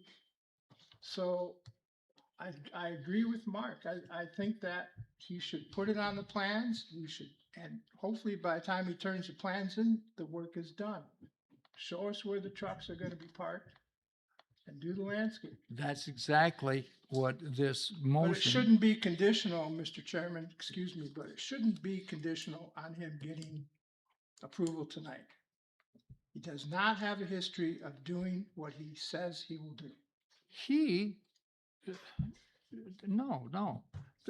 If you're talking about the tire thing, that was a completely different person. This is a brand new person. So the last time that he was, I can't remember which meeting it was. I think it was when we first granted approval for this entire business here, which I admit is a good business, and he services the community. We asked that the boat be removed, and the next time he came in for review, the next year, the boat was still there. And then we asked every year that the tires be removed, and the tires weren't removed until Sam moved his business somewhere else. Well, out of our township. Look, we ask every year that the tires be removed, and I know they ask every year that the tires be removed. Okay. I think to a point of clarification that what do you guys? We were dealing with the manager of the facility. Yeah. That was there. That maybe he didn't follow through. You're right, Greg. He didn't follow through. And should maybe we be a little cautious with this? You know, I hate to tell him, hey, you gotta shut your U-Haul down for 30 days until we get this resolved. But, you know, our hands are kind of tied here. You know, I don't know when, because I had asked if Mark Larabelle had been out there, and I found out he was sick for a period of time. So whether he went out and cited it and said something, hey, you're out of compliance, you got to come see the planning commission. I'm gonna give you X amount of days. I don't know if he did that. I don't have that information here. He did communicate, but it was just recently, that, okay, yes, you've got to do something about it. But it was just recently, so. Well, David, I think that the five of us can debate this back and forth. I guess I would like to ask Mr. Dean if he'd be willing to come back up and we can maybe shoot a few questions back at him before we make a final determination on this, because at this point, I don't want to go forward with it tonight. If you don't go forward with it tonight, that means he's closed down for. He just can't do the U-Hauls. Pardon? He just can't do the U-Hauls. He's not closed down. He can still run all his, everything else. Well, yeah, yes, I meant to run U-Haul. All right, you want to ask? To me, this U-Haul should not be this huge of an issue. I know. Can I just say something about Steve too? Steve, we tried to work with him the best we could. He serviced the community really well. When I finally moved back in July, Steve and I both came to an agreement that it's best that he moved to a different location for his business. I didn't want to run the guy out of it because he does good work. People here all took their cars to Steve. I didn't want to just run him out of town because I'm just a business owner and I own the property. At the end of the day, I can't control until I can finally help him move along. So it wasn't as easy as me just snapping a finger because I know you guys didn't like it. I didn't like it, but he also served our community. And it was when the timing was right for him to move along, and it was timing right for us to move along. We did as much as we could in the time being between that. And then I was finally able to come back in July, sit down with Steve and come to an agreement where it was going to be a win-win for both of us. I'm not the type of dude to just come in and crush you guys. That's running a small business. Right. I'm not like that. We were providing a place for him. We were trying to work with him with the cleanliness. Just that at the end of the day, I can't go in and touch his business things. He's leasing from me, but I can't go in and actually physically start moving things. Right. I actually proposed to him that I run the side where it's the cleanup, but he didn't pay me 25 cents. Yeah. So we tried. Right. We tried. Right. Finally, we did come to an agreement when I moved back in July. At the end of the day, like going back to my engineer and doing a site plan, I'm probably gonna pay another $500,000. The U-Haul business doesn't really make that much money. It was just nice and convenient to have it for the community, and it was another location. I know the other guys on full. They parked their U-Hauls actually in the grass. Mm-hmm. It was just another way to bring a little bit more business to the community. It didn't impact me that much. I didn't want to run Steve out. I wanted to work with him. Finally, we came to a win-win. The second he moved along, we cleaned it up. And here we are. Well, Mr. Dean, we're put in a position, as you can see right now, we're going to say yes or we're going to say no, and either way, somebody's not going to be happy. So at this point, I think, you know, you were doing well without the U-Hauls a month ago or back in May. You know, I think you can see that from the conversation, we support that, but we just have certain things that we have to go through to maybe keep this, you know, everybody says everything's being done below board and this and that. Well, maybe we need to make sure it's above board so that way the smoke is gone with this deal. So I guess I'm asking you, I'm not asking for a full-blown, you know, $5,000 print. I think you could probably just take and get us something together that we can add to this. This whole thing is an amendment to the current special use. That's why. We just need to have and you're welcome to put the trucks up front. I don't care if you put the trucks up front or you put them in the back. We just need to know for sure where they're gonna be. So, I agree with Mark. I mean, I agree with everything Mark said. And it's just for me personally, it's just a matter of drawing on your existing site plan where the trucks are gonna be. You can hand draw it on there. You don't need to go see an engineer, and give us some idea, just write on there what you plan to plant on that corner. You don't have to go to an engineer for it. Just take a pen and write it on there, submit it.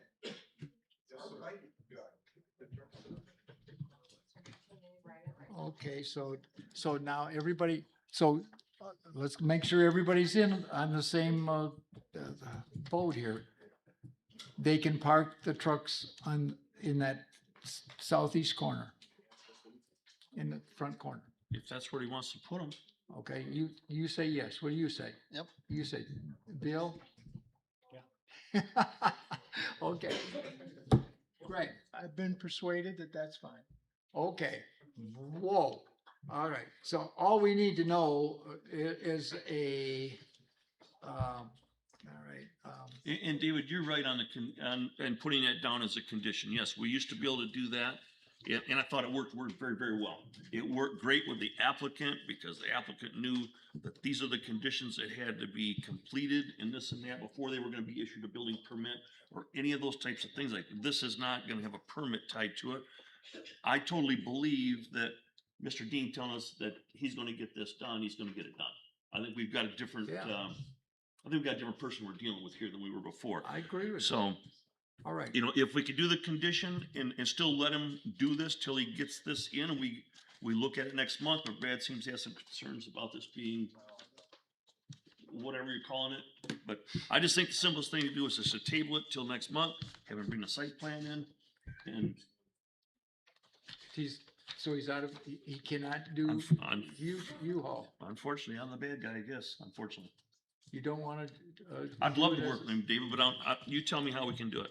Yeah, approve it and with conditions. What did Brad just say?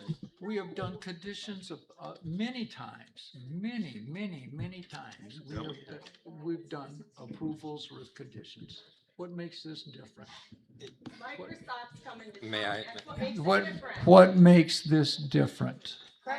Dave, could I just say that the reason Mark is requesting it to be postponed is because a special land use must have all special land use standards satisfactorily met and determined by the planning commission that they have been. If you all feel that standard number 1 still needs some clarification, they can't move forward. You can apply, I mean, right now it has 16 conditions attached to the original approval anyways that aren't going anywhere. So you can always add more conditions onto it, but that first standard is required to be met. So if you changed the verbiage, Brad, and said that you just wanted to add one more condition to the existing, and then say, all right, you've got 30 days or until our next meeting to provide us with that. But you're saying you can't do that, right? Unless you take that standard number 1 and convert that from a no to a yes to being satisfied. That's why I suggested a tentative approval where you're tentatively granting approval. However, it's not a formal approval as of yet, so it's not effective. It needs to be verified first. So does that allow them to operate?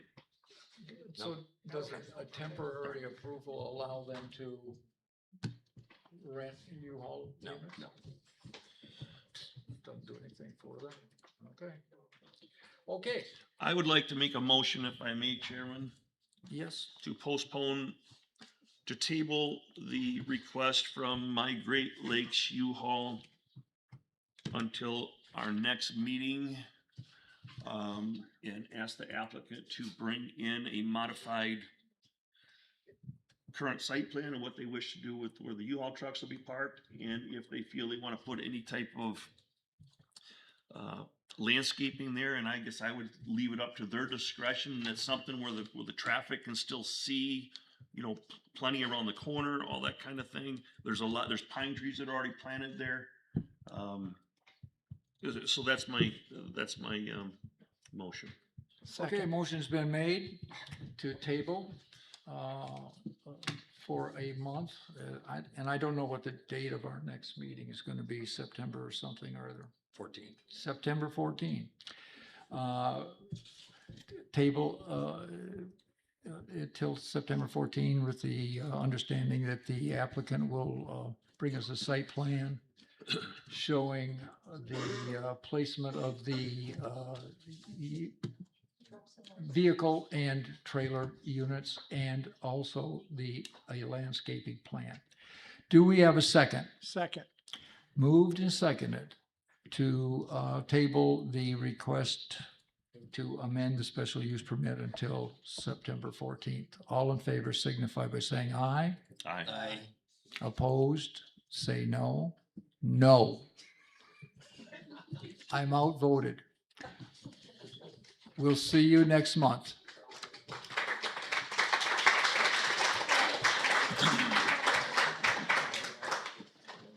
And Mr. Dean, please keep doing the improvements. It looks fantastic. I hope everybody's let you know that.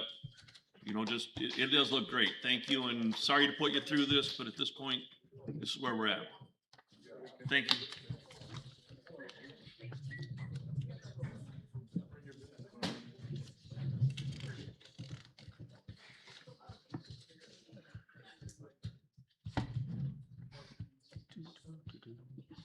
Okay.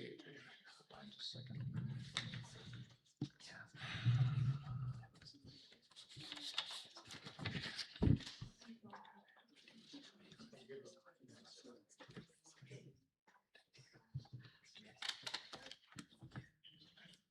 Okay, the last item of the public hearing items are Exact Crane Special Land Use and Site Plan Review at 5286 Alden Nash Avenue.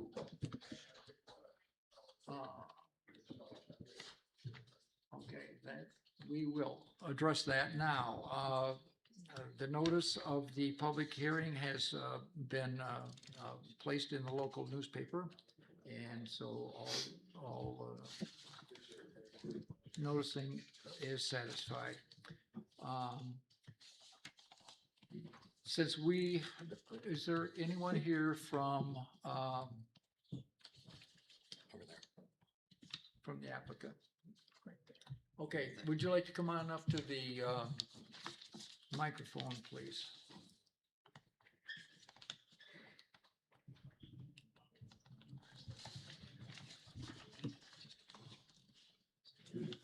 Just give us your name, please. Hello, my name's Kenny Robertson. One clerical error real quick. It's 5826 Alden Nash. Typed up different on there. The agenda has 5826. Yeah, the agenda does. Oh, there it is. Oh, the agenda says 5286. Oh, I Yeah, see. I'm looking Yeah, at the review and it there's says two different 5826. addresses, yeah, in the same place. Okay, so 5826 Just is a the typo. correct Yes, sir. address. Okay, I'm sorry. It was just a typo on our part. Okay, thank you. All right, go right ahead.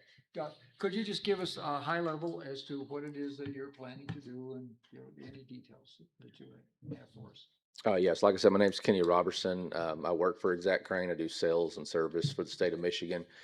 We've been in business for 20 years, located out of Solon, Ohio, which is the Cleveland area. We've been a dealer for the Tadano line of cranes in Michigan for just under 10 years. So we've had a presence up here for a long time, just nothing physical. So our planned use for this is basically a crane dealership. So think car dealership, but cranes. So we rent them, sell them, refurb them, fix them. Same thing, just big stuff. Okay. All right. And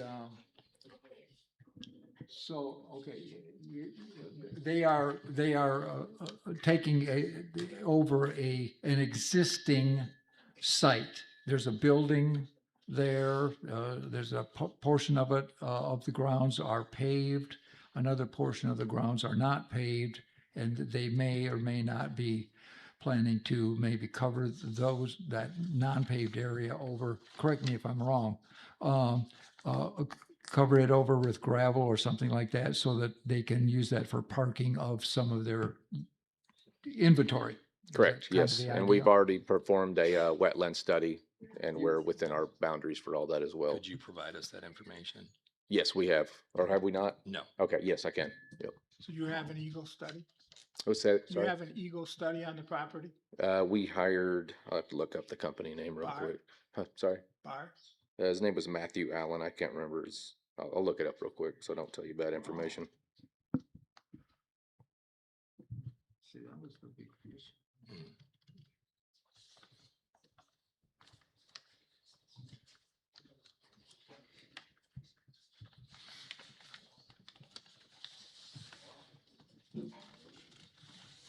Mr. Chair, while he's doing it, I have a question for Brad. In the packet, there are there's two. I'm not three, sure why there's so four, many of the exact 5. same site plans in there. Okay, okay. I'm thought maybe it's one of them games where you try to find one thing out of place from the other one or Must have been something a like sticky that, but key it's, when the it's like 6 application of them was on put there. together.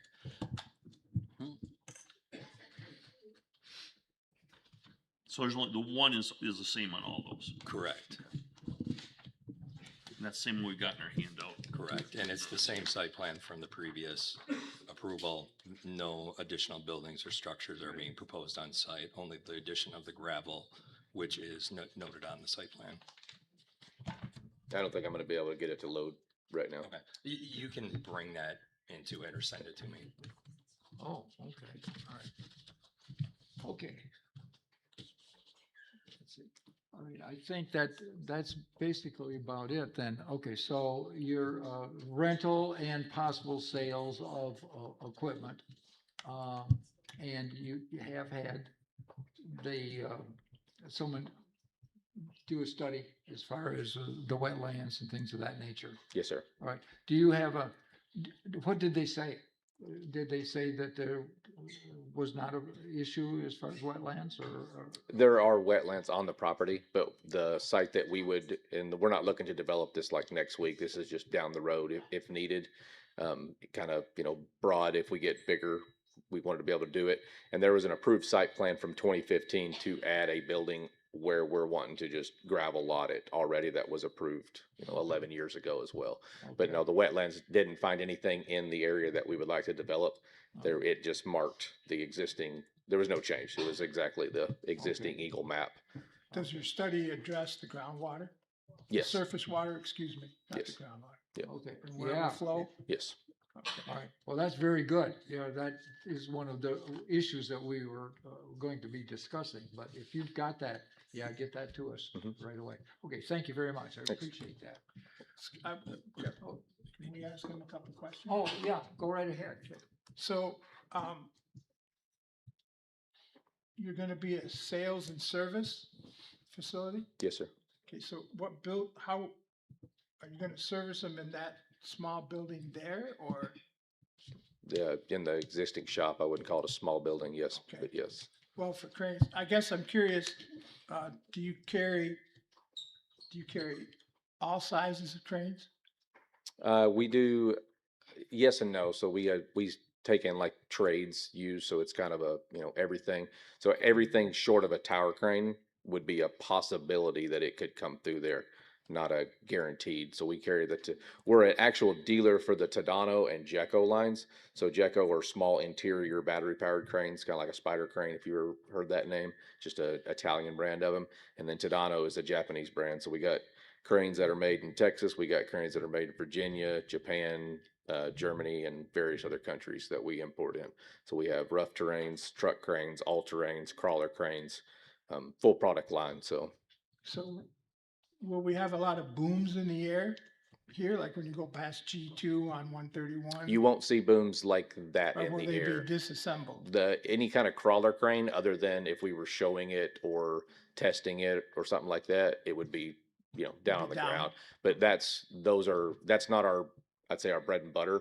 So they could come through there, but it's not like it's not going to look like G2. I'll tell you that. But most of our cranes are telescopic booms where you would retract them in and then lay them down. So just for wind and everything, we don't leave them extended. It's bad practice. And then,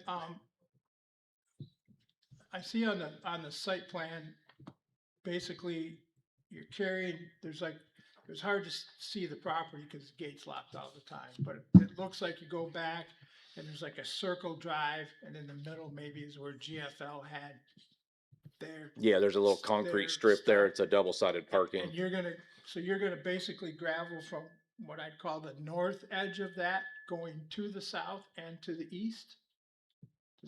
Is that what I see here? Or- So it would be the gravel you're talking about, it would be the north end of that going north. Okay, To there's a, towards the agricultural land to the Okay. north, and then, all right, you know, pretty much where the building is, halfway to that, and then down to the property line. Well, not the property line, but to the wooded line.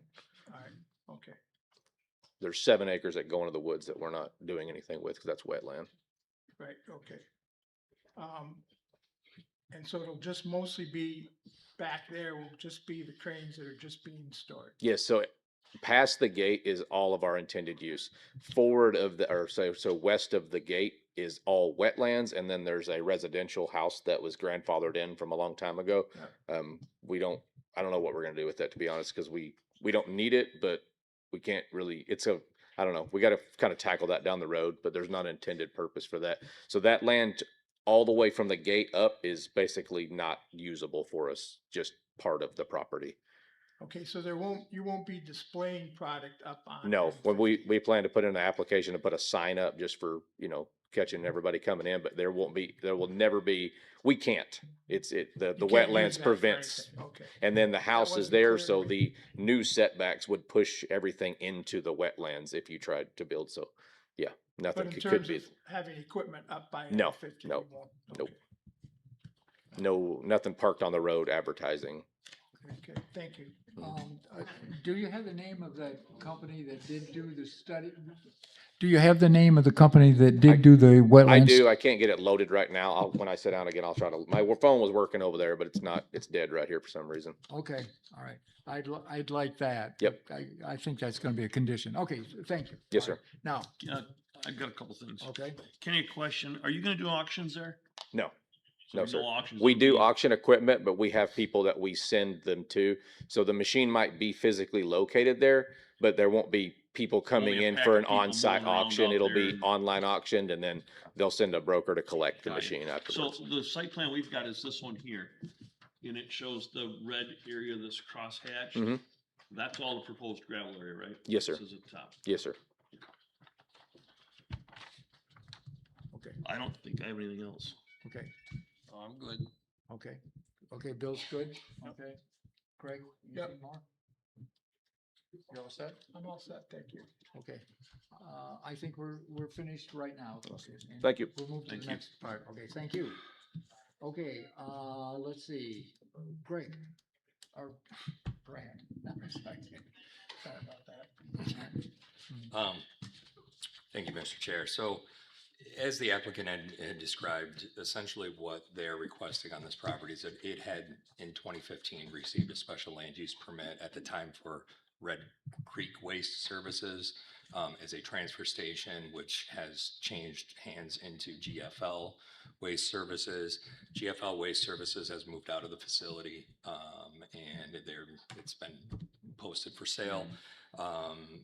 This company has applied to basically submit another special use application request, and it's essentially, I mean, you can look at it as a change of use in a sense for this. What they're proposing is basically industrial contracting equipment on the property, which is a use that is permitted in the industrial district from a transfer station or waste transfer station. So it's switching the different uses. As the applicant mentioned, at this time, there is no intention to add any additional facilities or structures to the property, with the exception of adding gravel for the purpose of storing their outdoor equipment. Now, this outdoor storage of equipment, the gravel installation will not go to the property line. It goes to the setback line. If you noted that on the site plan, so there will be a buffer or a space in between the north property line and where that gravel will be installed. As he mentioned, we did notice that there are some wetlands along the eastern edge. That's actually county property past there, and it is all wetland, and a portion of this property is wetland as well. There are, as Mr. Ford had mentioned, some hydric soils on the property as well that do appear to come into the area. However, it appears that they have had testing done on the property, which was something that I was suggesting that you all should incur or discuss with the applicant. So because of that, again, similarly, because the special use permit was granted for this site, those conditions remain in effect today as it stands. Those conditions of approval back in 2015 for Red Creek Environmental was that the applicant shall widen the Alden Nash driveway serving the house on site to 24 feet. According to the zoning ordinance, as an alternative, the applicant may close the Alden Nash driveway and construct an access drive from an access road serving the self-storage facility to the house parking lot access, maybe gravel or asphalt. You may be aware that GFL and Red Creek used that house as an office space. Yes. That was the reason for the widening of the drive to 24 feet. The applicant mentions they have no intention to use that as of now and are trying to figure out what to do with that in the future. The approval of site plan was for phase 1 only. He did mention that there is a approved phase 2 building on the site, which is where the gravel is being proposed now. It appears that sometime down the road they may look at doing that. However, they would have to come in for a review and approval if they do that on the property with that building. They constructed this facility out to the phase 1 requirements that were requested in 2015, which did include the access drive. That access drive is the drive that runs straight back to the site and also services the storage units on the south side and then that house on the north side. The building labeled as future use, again, is a solid waste transfer building. It's still listed on the site plan, but it's at this time not being proposed to be installed. The existing barn on the site, because it's an old farm property, there is a home, but there's also a barn. It shall be maintained in good condition and may be used as an accessory building for the Red Creek operation. The applicant is not intending to use that. And a berm shall be provided along the north lot line in conjunction with the phase 1 development construction in order to serve as a visual and noise screen for the pasture on the farm to the north. There is a 500-foot berm that runs in that buffer space that is currently installed and is in existence along that property currently. And the applicant is not proposing to disturb that whatsoever. And as Mr. Ford had mentioned, this property is fenced and gated as well, so. It does sit back, several hundred feet from the road too. Right. Brad, do you know what that setback is on that north side? You said from the north side, from the right of way. Yes, I believe. Because it doesn't have a measurement on here. It is, I'll have to look closely. I believe it is at 25 feet, possibly 50, but I will have to look. To the toe of the berm? It's probably. Right, to the toe of the berm? Yeah, from here to here. To the toe? Yeah. Okay. So I believe it's 25 feet. The industrial district requires a 25-foot setback. This may be a 40-foot setback. However, because even though that's an agricultural property to the north, it does have a residential building on it, and a residential building property does require a 40-foot setback. So that setback line has not changed from the previous. So Brad, there's nothing in, I'm sorry, Mark, were you done? No, go ahead. So there's nothing in these conditions, if they wanted to tear that house down, they could? I mean, whatever else they have to do, but from our perspective? Essentially, they could And tear they it could, down. could they tear the barn down too if they wanted to? Okay, Yes. I was just curious. I just want to make sure it wasn't set aside. But I think if they leave them though, they have to keep them in good repair. Correct. Yeah. And the reason they were there is because the previous applicant was intending to use them.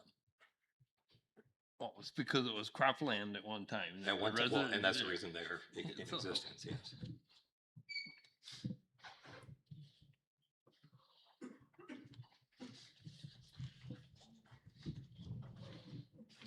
Okay. Are you all set? Actually, that was questions by the planning commission members. Okay. Are you all set? Everybody good? All right. We'll now open the public hearing up for public input. So if anyone wishes to speak about the proposed new use for this property, now is your opportunity. My name is Barbara Paul. I'm here to speak on my father, William Sturzik's behalf. We own property directly west of this property on the other side of Alden Nash at 5899 and 5897, and we are zoned as agricultural. Once again, we consider what this plan will be is an eyesore to us. We're also concerned about, will there be additional lighting? How large will the signage be?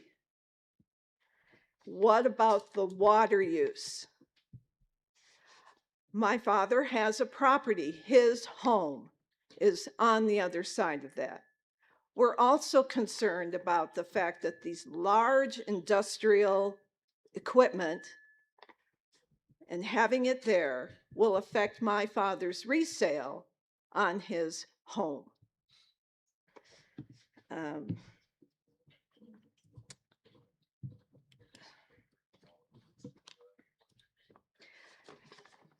How many pieces of equipment will be on this property is another question we have. Once again, when Red Creek moved in, yes, the berm was built on the north side where my cousin has his farm, but there were no trees installed. And I'm wondering, can we see this equipment from the north side or the west side? And once again, what will happen to the home on that property and the barn? These are all concerns we have because it affects our resale property value.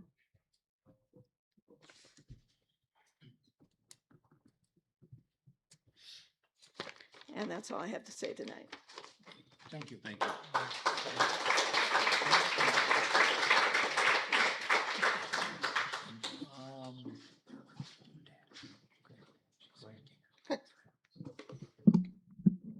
or whatnot. Tristram Harrington, Lowell Township resident. So I think some interesting points were brought up. My understanding, so there's a fence there. I don't know how tall the fence is now. And when it was a transfer station, I don't know how tall, a pretty good idea how tall a garbage truck is. So garbage trucks are moving in and out of there. To that point, it sounds like the cranes aren't going to be up, they're going to be down. So I don't know if their standard height when the crane is down is taller than a garbage truck or not. If it's no taller than a garbage truck, it's, I understand that. From my perspective, if it's a commercial property, historically it was a farm, but what happens to the house or the barn is the same thing when they sell to housing developments and they tear down a house or a barn and then they develop the fields and stuff like that into a housing community. So I think there are some balances there. I understand the concern for, is it going to impact property values or not? But again, a transfer station, to me, this sounds like an upgrade from a transfer station. I mean, because that's basically garbage and trash being brought in and dumped and brought in and out. So having worked with different kinds of equipment things, my father-in-law owned a business, carried large equipment and stuff. They're usually very good businesses. They're good for the community, and it's a large company. So I think there's some benefits to the community to that, and it not being a transfer station or anything like that, but moving into this others. I do agree that understanding what kind of lighting may be needed, but again, fencing may not be a car sales kind of lighting type of thing, or what their security is going to be. I do like the night sky, so whatever lighting they may put in there for that purpose, how is it going to impact the people around them? And I don't know if it's any different than what they had set up for the transfer station. So I think just an understanding of that would be beneficial as a member of the community. So I'm not opposed to this changing. I understand what it is and some of the other concerns, but I think it sounds like a better use than what it was before. So just my thoughts on that, so. Thank you. You know, Brad, if I may, on that, you know, the applicant is requesting just to add gravel into a different use. He's not asking to add any kind of lighting, because there's no type of lighting or anything enclosed with this. So at this point, the lighting will remain as it is. Well, let's ask him. Thank you. Okay, see, there you Because go. I've already spoken with him, and that's what he Kenny, explained. so how many pieces of equipment do you anticipate having there on site? I mean, it's not really that big of an area, but you said a lot of the cranes are smaller ones and.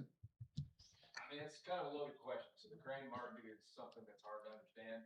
I don't want to limit myself to say that there's going to be 10 pieces of equipment there because somebody could go out of business and I could buy their fleet. You know what I mean? Like it's 30 acres. We're looking to actually occupy about 12 to 15 of it, I think. So the rest of it's wetlands. Everything's going to be in the back. We'll keep, you know, the booms are going to be down. There's actually honestly going to be probably, and you're going to see a significantly lower footprint from us than what you had from GFL. There's not going to be 45 trucks in and out every single day coming through there. When we rent cranes, they typically go out for a long period of time. We broke around a heavy haul to come in, grab it, take it to its next job. It could be 1 a week, could be 3 a month. You know what I mean? It depends on what the market does for cranes. So I can't tell you how many cranes we're going to have. I mean, we could do some kind of cap on it, but I don't see us ever getting to the point where you're like, oh my God, that's too much. So is the number always going to kind of be revolving? Yes. Some cranes go out, a couple come back. It's one of those markets where when the economy's good, cranes fly. When they're not, they stack up. You know, it really depends on what kind of work there is in the area and the state, how much infrastructure bills go into bridge repairs, things like that. When it's down, you may sell half your fleet to go to Mississippi because they're needing them. And then 5 years from now, we got good money, and then the cranes trickle back up this way. It's you know what I mean. It's kind of hard to say exactly how many cranes we're going to have. Okay, thanks. Is Kenny on that? Is that the hashed red area on there? Is that the 12 to 15 acres where you propose to put the gravel? Is that No, you? that's I think that was somewhere between 6-ish, give or take an acre and a half, that we would be changing. The rest that's like total usable land was like 12 to 15 acres. It was less than half of Out of the 30, right? we could actually use, because you got to take away all the wetlands, the retention pond. Yep. There's, I think, 11 acres that are standing timbers in the wetlands that we have no plans to touch.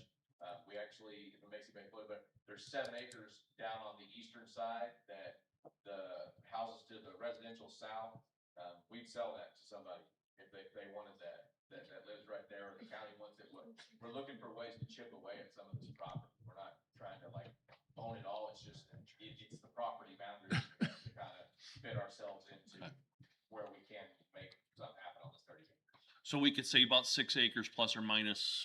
We could say 6 acres on the hashed in area for new gravel. Yes. Okay. Yes, and then part of that too, like if you look at where it comes down and the dips to the south, that is all already gravel. I just want, if we did it, I would want to uniform it. So that's why, if you look at the property, the whole strip all the way down is already gravel. We're already piling up dumpsters and junk, whole fields littered with gravel. It's not gonna look like that. We're not like, I don't know, we're not huge. We have like 15 employees and a father and son own this company. We're just small people. Okay. Thank you. Good. Yep. Mayor. Oh, yeah, I'm sorry. Hi there. Greg Forbes, Lowell Township. First of all, I apologize for my zeal with expressing my commentary prior to the public comment. So my mother always said, say you're wrong when you're wrong. Sorry about that. But let's talk about the issue here today. Before we allow baseball players to go to the majors, we have them play in the minors, where they play games that aren't as consequential. The outcome isn't that important. We look at them, we watch them to see how they're doing, how they're performing. to see whether they deserve a chance to go to the majors. That's what I see these three proposals as tonight.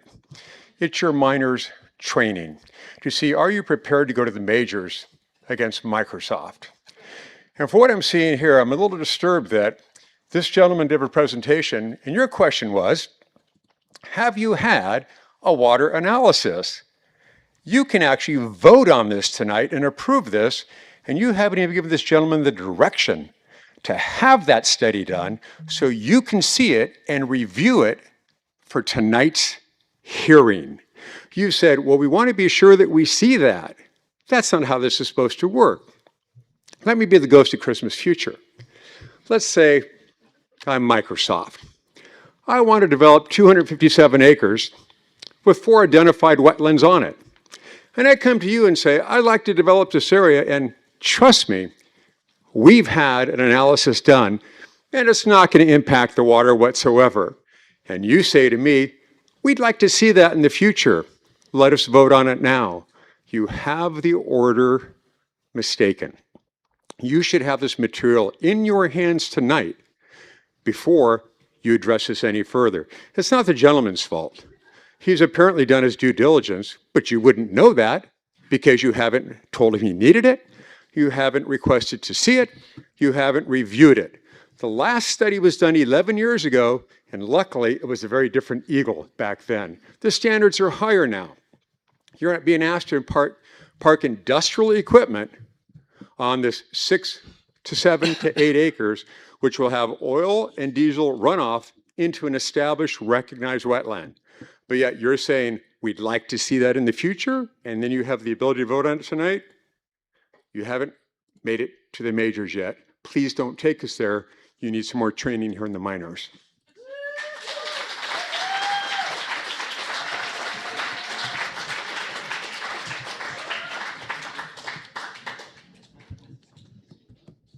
Oh, okay. I got a question. Oh, we got somebody. Go ahead. Okay. Oh, go ahead. Go ahead. My name's Ashton Shaw, Lowell Township. Just looking at the layout, I see the 500 or the 500-foot berm that's already there. I drive by there all the time. Just talking out loud, it doesn't seem unreasonable to maybe consider extending that berm. The length of, the area that's being proposed to be filled with gravel. I also have a little bit of a concern, my kids ride the bus going to Alto, down that road all the time. I can imagine like a heavy equipment, crane, potentially impacting traffic to some extent. I don't know if it's, enough to warrant a study, but, school buses, cranes moving slow, pulling out, going slow, pulling in, going slow. I mean, traffic moves pretty quick along there. Everybody's turning at, I don't know what that is, 60th Avenue or something to go to the school. So, that's something I'd like to see considered a bit further as well. Thanks.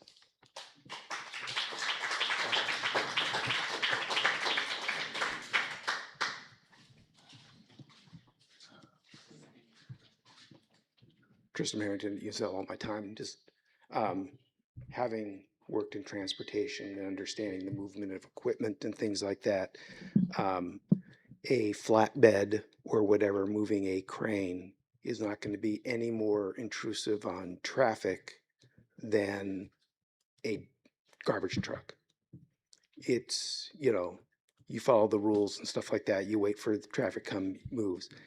If he's correct, 1 a week, 2 a week, 3 a month, it's not going to have a huge impact on anything. That's just my personal experience with moving heavy equipment, and I'm talking oil rigs type stuff, and you name it, I've worked with it. So I don't see that being a huge issue. I don't, and again, how tall these things are, I don't, when a crane's down based on the size he's talking about, not the really big boom cranes, I don't see having a big profile from that standpoint either. I mean, it doesn't sound like they're going to be doing wide loads and high loads and stuff like that, but that's maybe something to clarify, but I don't see that as being a huge issue on that. And whether the berm gets extended or not, I don't know if it makes much of a difference, especially with the wetlands and if there's a fence and some other things. I don't know what are we working towards? So it's just understanding what the purpose is. So, but that's your job. So. Thank you. My name is Nick Canfield, and I'm a Easton Township resident, but I frequent this Alto area very, very often. And keeping the land use being the same in that aspect, and also looking at the businesses down the road there, you have, Alto Gas, so that's slow-moving vehicles with the railroad tracks that they have to stop at, so that already impedes traffic as that is. And along with anything crane-wise, you look at when Zooks go through with their cranes that they park down the road. You have Timpson's trucks that come in and out of their lot right there, that's right at a light, but it also impedes on traffic in and out. The point I try to get to is with these big pieces of equipment, it's an accepted use, which I've talked about many times in these last few weeks when I come to these meetings. It's already an accepted use in that area, and with drivers in that area, they're already supposed to be very aware. Whether or not they're not, that's usually with them looking at their phones or some piece of technology. That's not the gentleman's problem. That's the driver's problem and issue. But the one thing I would like to try and that we should probably address, that we did with the gentleman with the storage units for Sturzik's having to look at that type of a unit. Maybe that is something we look at for maybe needing to have some landscape in that area to help block them from having that view versus where Kurt's is at, where you have that berm already. Maybe along with everyone else is saying, continue that berm just for the visual aspect for that area. But this type of land use is already kind of accepted in that area. It is kind of the standard in that little Alden Nash area, but I do think we do need to make sure that everybody is following the same guidelines, and agree with Mr. Forbes that maybe having to say that I already have this water test being looked at, that is something that maybe should have been at the forefront. But again, hindsight is always 20/20. But I will agree that this is one of those things where you guys are doing a great thing with these last two proposals, that we got to keep all of our ducks in a row. We have to look at all of these things. And in my opinion, you guys, your conversations today have been doing the due diligence, and I do appreciate seeing that. And I know everybody appreciates everything that we have seen going in and out of here, and along with the conversation. That's awesome. From everything from a community standpoint, it's great to see. But we do have to try and address kind of those sightly things that we brought up with the first two proponents with this one also. Maybe there's something we should have for a proposal for them to do a landscape thing in the front to help keep the unsightly things in the back. It is offset by a large waste, so that helps keep everything out of sight. And as long as we're addressing with booms down, keeping that profile down to what a garbage truck would be, what every other thing with Timpson's, what their trucks are, keeping everything at that same profile, I think that'd be accepted as far as what everything that's already there. Again, I thank you guys very much for everything you guys have been doing tonight. Thank you for the crowd for such a good commentary and being respectful and everything else. I appreciate it. Thank you.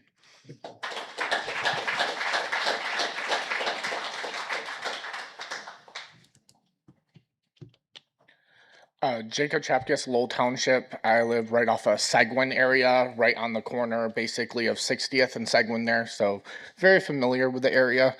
I like the business. I first and foremost want to say I like the business idea of coming to Alto. We're trying to grow our Alto area, get more business, get more people into jobs around the area. It's been really hard. I grew up on 52nd Street, so just up the road from Seguin my whole life, born, raised, lived here. Alto has always been kind of that segregation from Lowell, but still part of the Lowell community. And so I really like seeing that. You know, we have Timpson's down the road. We have Fisher Idema right down on 64th Street, 64th Street there. And then we have Alto Gas, you know, so we're really familiar with it. The biggest concern is with all three of those industries, most of the trucks are coming in and out at like 5:30, 4 o'clock in the morning, and coming back at like 8, 9 o'clock at night.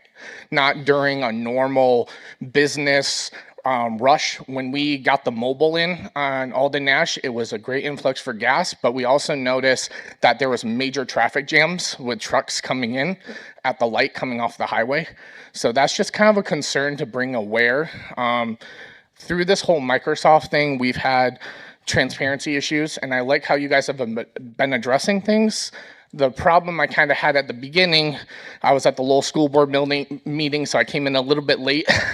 One of the things I had an issue with was even with the first proposal that was happening with the U-Hauls, we have checks and balances for a reason. When a prosecutor goes to court, they are required to gather their discovery and see all the evidence before them, and then they produce that evidence to the people so that the jury, the people, can be able to make a wise decision, be able to give their input, and then ultimately you guys, as the commission, will make your decision. The problem we had was there was so much back and forth.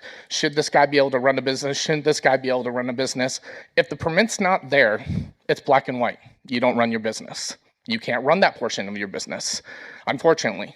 Coming from a small business owner, myself, I have to follow state guidelines on my business, and if I don't follow those state guidelines, the state's gonna shut down my licensing. So it's just kind of like a aspect we talk about, not smoke screening and keeping transparency. We really want to, as a community, and somebody who's been running for the school board and hearing what the community has to say, they're all about transparency. They just want to know, where is your plan? Why is your plan? And I'm not saying it taintens, but it looks a little bit unorganized when you say, oh, wait, you had a study done, but you already invited them to the meeting. Like, we should know that study has already been there. We should already know, as a township planner, as a zoning, they should already know all that meeting. So that's just kind of my concerns. Again, you guys are doing a great job. Want the business in Alto, but there's some concerns when it comes to transparency. That's what we've been dealing with, and that's what we've been trying to get across to the township planning boards, is that transparency hasn't been fully there. Thank you.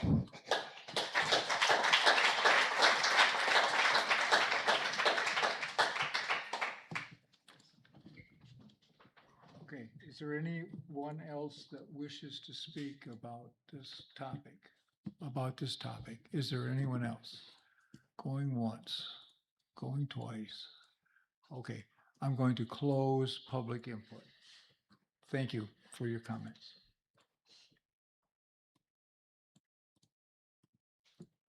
I move that we move the request from Exact Crane from the public hearing to the regular meeting. Do I have a second? I'll second it. Moved and seconded to move the Extract Crane request to our public, or to our regular meeting. Okay. Is there- Okay, Planning Commission. Now, we've heard a lot of things, again, Brad, where's finding of facts stuff? We have to get on this thing. Let's do that. We'll do that and get that out of the way. Okay. Well, Brad, I have a question for you, if I may, before you start that, Mr. Chair. Go ahead. Shoot. I think we should have some discussion on this. I'd like to clarify a few things. It's been brought up about this water analysis. There are requirements these folks have to bring in. It's a thing that when they go to the township and they fill out this paperwork for their application, they're given information, whether they are directed to the website, or if they happen to come there and talk to, if Brad's there on the day they particularly come in, are given direction, and correct me if I'm wrong, Brad, on this, that the things you would tell them that they would need to do, because there are wetland issues there, they would need to come back in with a wetland survey. Correct. Okay. So whether he has it here with him tonight or not, to me, that is an important thing. And for you to say, well, you can vote on this tonight, I don't agree with that. If you don't have important paperwork with you that's here, there's measurements we're missing on this. And I guess this is the first time we've had an opportunity to meet this gentleman about what he wants to do there. I kind of would like a little time to take a look at this. I don't believe we have to do the finding and facts at this meeting until we're ready to make a motion whether we're going to approve it or disapprove it. I would like to take and, hear what he's had to say about it. He's got things he needs to get to us. This site plan, I think, needs to be cleaned up just a little bit more before we make a decision. Otherwise, we will have several conditions that have to be put out there, and then we've got to follow up on these conditions down the road and make sure that they're done instead of having them all done right up front. So that's my thought. Now, Brad, correct me if I'm wrong. If we still have to do the finding and facts on it, which I think is appropriate to do at this time, I think we should say thank you for coming in, and we'll like to have them at our next meeting, or we'll take in, you know, I don't want to table everything we do, but I mean, there's just all the stuff's not here. You see what I'm saying? That's, you can do that. That's correct. I just want the commission to be aware that when we performed our review and did our Eagle background research, that is when we discovered that this site contains some wetlands and hydric soils, which is why in this review, we did bring that up and state that this needs to be addressed with the applicant. The applicant, before we mentioned that to him, mentioned that he had had that information performed. That was not done at the time. We were unaware that there was any wetlands on the property at that time. And unfortunately, we don't have that in our packet tonight. Correct. Okay. Well, the floor is yours, sir. Okay. So, Go ahead. I agree with Mark. I know it says in our packet that we need to get that letter, but I agree with what Mark said. I do have a question. I just don't go this way very much. Is the storage unit area, what's it called, priceless storage? Correct. Is that lit up at night? Does anyone know? It has wall packs and it has like one-ish light. Like So at the whole, at the gate area. so the whole place that I saw the other day when I tried to go there, that's not completely all lit up, like the one I go by on 36th Street's all lit up all the time. No, not like that. Okay, I was just curious. And then, do I understand it right that that house has not been a residence for some time? Correct. What was the years? 7, 8 years? At least 11.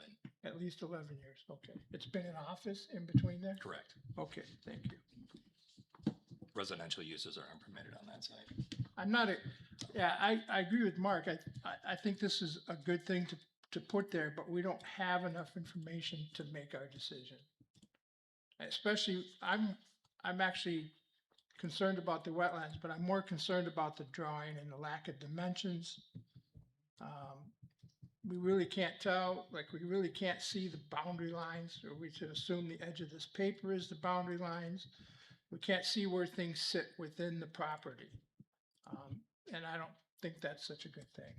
Well, and to add to that too, Mr. Ford, I believe typically when we do a site plan, they're supposed to have the surrounding properties that are associated with this particular use. So, you know, I think we're missing some critical things. I would feel a lot better if we could pick this up next month. I'm hoping maybe, I don't know what your timetables are on this, but I mean, we want to try to do it right the first time so we don't have to try to go back and try to edit this. And May I stand up to say a few things real quick? why don't you come up here if you could, so that way everybody can hear you, please. You know, we have a site plan for this land. We do. From Red Creek. Right. There's an For existing garbage site plan. use. Not for garbage use. It's the That's what existing that site plan. is, It's for this That's structure. what that is a mock over of the site plan prior. Right. So I turned this in over a month ago and it was thumbs up. I said like, this was approved. I've been to there 3 times and I've actually not there's another Brad that works in the office there. Am I correct, at the township? No, there was, okay, sorry. There was another guy that I talked to about this dirt work and he told me straight to my face, no permits needed, you're good. It wasn't you. It wasn't you. I'm not putting this on you. No. So let me ask this. Is there a way to approve the business use today outside of the dirt work part and reapproach the dirt work at a later period? Because I don't see we haven't found a problem with the business use. Because we're supposed to close in 2 days. Is that a possibility? It is. It's a possibility for me, but I don't know. Because we're not, again, we're, I'm batting 0 so far. as far as site plan, if we don't do dirt work, there's zero change to the property. Other than their equipment comes out, our equipment goes in. So the use of the property, there's been no findings of us not being able to use the property for our intended use, just not technically to develop. You said there would be a classification change, right? It's a change of use for permitted use in the district. There's a checklist that has to be submitted before that change, correct? Correct, which has all been completed in the previous approval. But you don't have it tonight for your guys' review. That's the problem. It's that he's not changing anything on the property. That's why we're here for the use. Okay, so when a special use is approved, you have a special land use approval, and then you have a site plan approval. The applicant has a property that is attached to a permitted use with an approved site plan, and he is not proposing a change to that site plan. And the wetlands would be just for the gravel.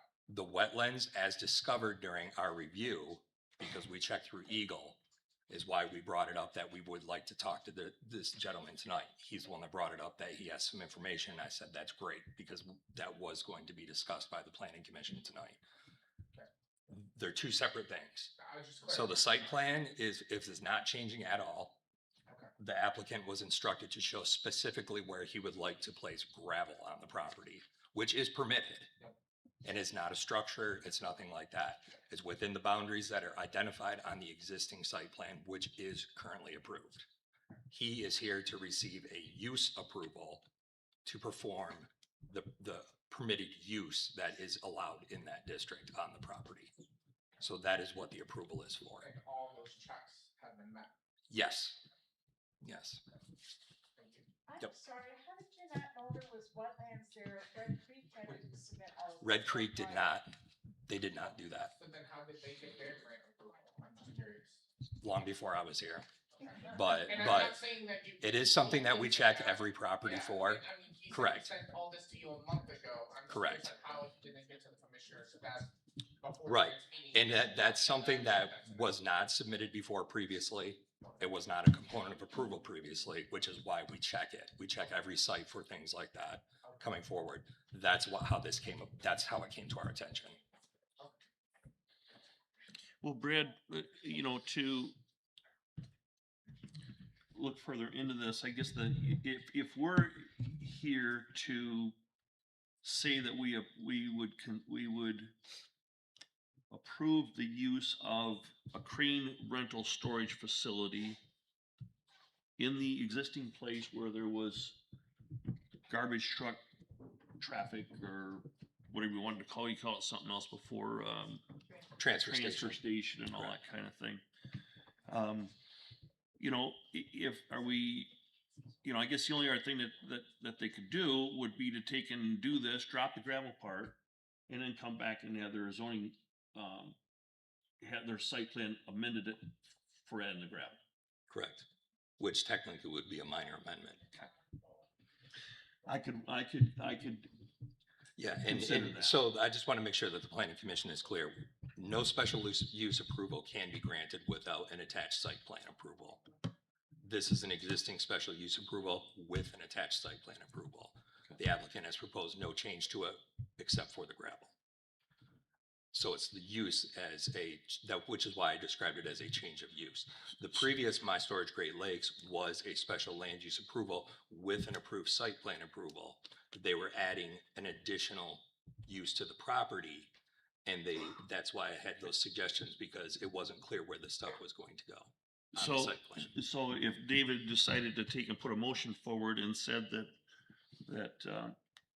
that we agree with the use, but we're not allowing any improvements to the site at this point, you could vote on that and move forward with it, right?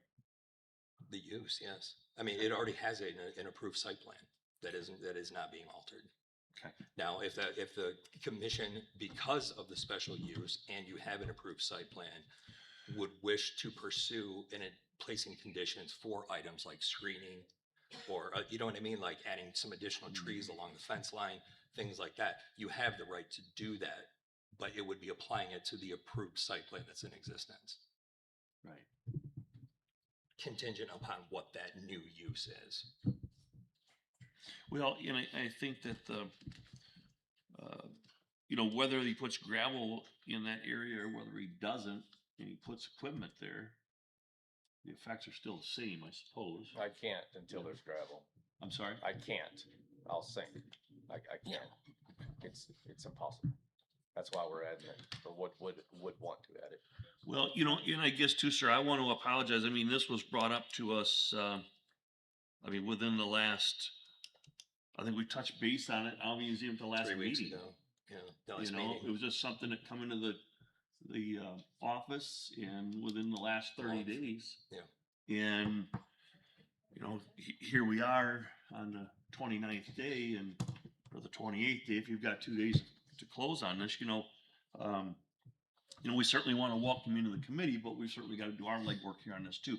I don't know why this has come down to the last minute, you know, and then with Brad finding the part when the wetland concerns, I mean, we really got to be careful that there's all kinds of wetland that's in the back of that. That's why we did our due diligence and turned this in well before the required time. Okay. So that's not his fault. That's what I'm saying. He turned this in over a month ago, and no offense to you, Township planner, but somehow it did not get to the. Well, you got to give notice in the paper, so that takes time. Depends on the date that they turn it in and all that kind of thing. So. Electronic now, it's getting sent over. I'm just saying, like, things get sent over all the time. No, I don't take care of the. I'm not arguing with that. Okay, I don't take care of the paperwork. I just get it when I get it, how it gets sent. So. If I understand correctly, that you were stating. Yes. Is that the use and everything is good to go. The only difference is saying, all they have to really do to approve tonight. Correct. That you don't want to mess with the gravel or whatever tonight, or would you if you do, but it's to say, it was currently set up for a transfer station. And all they have to do is say, we agree that they can run a crane business out of this location instead of a trash transfer station. Right. Essentially, that's what it is, yes, because the gravel itself, Ready to make a it can be approved administratively. Yes. That was just noted, was explained to the applicant. Yes. All the information is identical. And maybe we should have included the packet from 2015 in there with all of Tim's information with it. But essentially, he was instructed to show specifically where he would be installing that gravel, which he said is something that's required for the use. The gravel can be added. You can add gravel to your property. Right. You don't have to come in and get a planning commission approval to do so. So, Mr. Chair, I'm ready to listen to your, if you want to make a motion. What's the odds that this is gonna pass? Pretty good, right? Pretty good right now. You better do it. Okay, get ready. Here we go.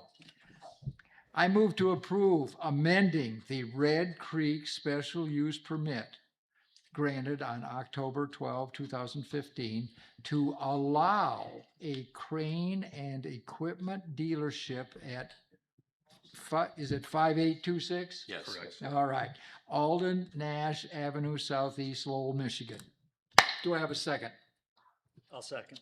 Moved and seconded to amend the Red Creek special use permit to allow a crane and equipment dealership at that location. All in favor signify by saying aye. Aye. Aye. Opposed? Okay. You've got an okay to do the business. Thanks, sir. Okay, all right. Yeah. All right. Very good. We got through all of those. Now, Mr. Chair, can I just say one quick thing real quick? yes, Is there a way, maybe putting on the minutes for another meeting, that we can propose, if there is a plan that's been active for so many, I mean, that's 2015. Like you said, you weren't in office, things went by the wayside. There needs to be some type of checks and balances for the planning, township planner, that if there is something, it can't just get added to a meeting from 2015 and go, it's been approved in the past, let's go with it, because yes, trash trucks are different than cranes, get that, but still, there was a change of business, change of everything. It should be revisited and a revised should come across like, we reviewed this from 2015, we updated the site plan. I know Kent County does that where it's like a 5-year window. If you don't have that updated within 5 years, sorry, you have to get it resubmitted. It's like, can we try to maybe get that on the agenda sometime to figure out how we can revise that? Because that's not fair to the township planner if he's looking at 2015, who was even in office. You know, during Yeah. this time. Yeah. It's a possibility. I don't, yeah. That would be a text amendment change to the ordinance, which would require. And again, I apologize, I was not here at the beginning because of Lowell Township school board meeting. Brad will make a note of that, and we'll talk about that at one of our other meetings coming up, when he's got time to put something together. Right, Brad? Okay. Sorry. Oh, that's fair. Yes, sir. Oh, advisory. Okay, next item on the agenda is item 7. Our Vice Chairman, Mr. Batchelor, is going to talk again, and he's going to talk about the advisory committee.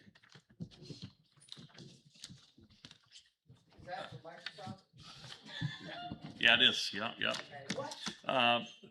This is the Citizens Advisory Committee that was put together. I believe it's been 3 meetings now. Yeah, I think so. Just some few highlights. At the last meeting, we talked about landscaping with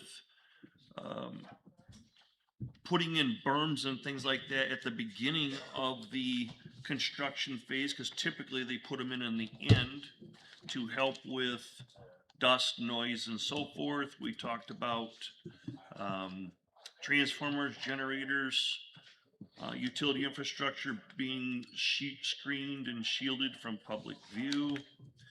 Most of the meeting was talked about noise standards like the ambient background noise near I-96 corridor, difference between continuous noise and intermittent noise from testing, how the sound would be measured, overall sound levels, low frequency noises, differentiating from the highway noise.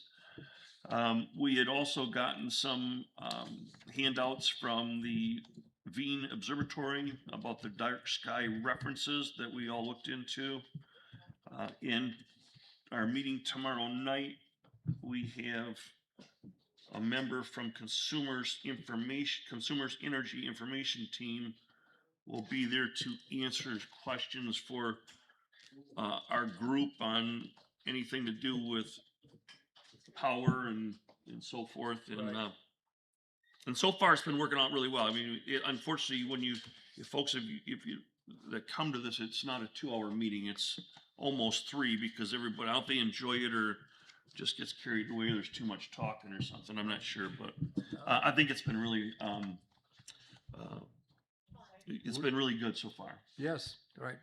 I'm a member of that committee, and we are making progress, but we have a long way to go. It is going to take quite a long time to get to the point where there actually is an ordinance that that we can publish or make public, if you will. The planning commission has to work with it. The township board has to approve it. There's a lot of time that has to be taken to get to that point. And so I'm not even guessing how many months it's going to be or how long it's going to take. But it's like I say, we're moving forward, but we're moving at government time. And if you've ever worked with government, you know it takes a while. But he's pushing us. We're getting there, right? So that's the whole consent of data center discussion for tonight, as far as we're concerned. So okay. Last item on the agenda is public input. Period. Public input.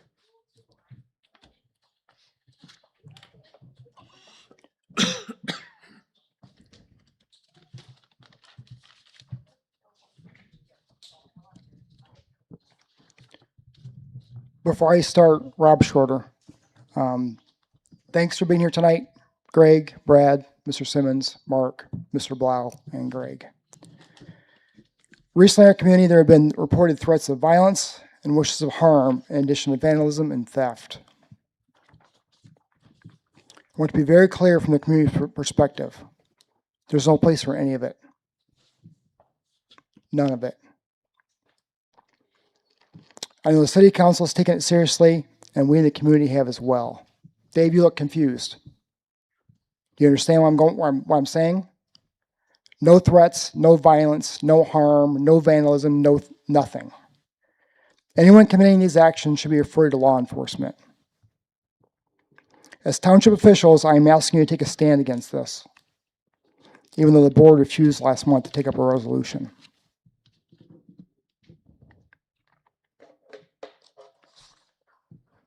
The Planning Commission and the board have stated they are working on a data center ordinance with input from 4 citizens. That's not exactly the truth. I'm very thankful for all who are donating their time for the cause, staying up past midnight and burning vacation days to dig into this ordinance. Here's a situation that township officials aren't being transparent about. The flow chart that Brad presented at the last committee meeting was titled Data Center Application Flow Chart. It shows 26 steps involving different parties. There are 11 steps to approve the ordinance. The Citizens Advisory Committee gets kicked out at step 2. I'll read the chart for those who haven't seen it. Advisory Committee creates draft versions of a new data center ordinance. The Advisory Committee adjourns and transfers all draft ordinance versions, minutes, and other committee materials to Township Board. Township Board reviews, deliberates, and chooses their preferred draft ordinance version from the Advisory Committee's options. Sorry here. From there, the Planning Commission is ordered to submit a text amendment with board approval. The flow chart clearly says that several drafts will be created and will all be turned over to Township Board for you to pick what you want and modify as you please. We're not dumb. We know this went down in Solon Township, and Citizens Advisory Committee was basically gutted and stripped down to nothing. This shouldn't be multiple choice. It should be a single choice, yes or no. You're telling us in public an ordinance that they present will be brought forward. This is what we expect. And ordinance from a draft, final draft, not multiple drafts. Their time and input matters. For you to arbitrarily strip their input and efforts out of your final ordinance is insulting. You're exploiting these hardworking citizens to placate the community into thinking you're going to create something that they created. Your own documents show that's not true. Furthermore, the first draft you're working with was submitted by the applicant, Microsoft. You're holding a hearing tonight on swimming pools. Please show us where it was created based off the request of a swimming pool installer. It wasn't. Additionally, instead of using ordinances from other communities, you start with Microsoft's needs. LaPorte County, Indiana passed an ordinance in April. Microsoft has now expanded 3 times there this year and agreed to their ordinance. All the items they agreed to was a special zoning designation for technology campuses, not light industrial. What else did they agree to? 500-foot setbacks and 15-foot berms. In Lowell, they asked for 150-foot setbacks and 8-foot berms. You're considering 300 feet. Mr. Simmons, Mr. Batchelor, your houses are further off the road than that. Microsoft knows that what they agreed to. Granger and LaPorte, Indiana are the 2 closest sites to Lowell, and you're looking right over them. This isn't due diligence. I can guarantee one thing. If you're not going to do your due diligence, we'll do it for you. If we have to do it for you, why do we want you? What will you do to give us reassurance that these citizens matter and the hours and hours they are pouring into this will be the final single draft that will be voted on? Nothing? If you're looking for a comment, I have no problem with that. As far as, you're making this sound like, I don't know where you're getting your facts from as far as it's gonna be all gutted out. Because if you ask these 4 folks that are,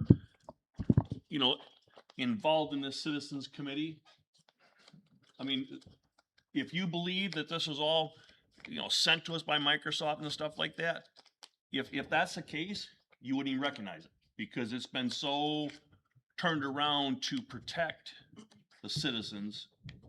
This hurdle, in my opinion, and I think the folks that are in this citizens advisory committee, is going to be so high that if you want to have a data center here, good luck.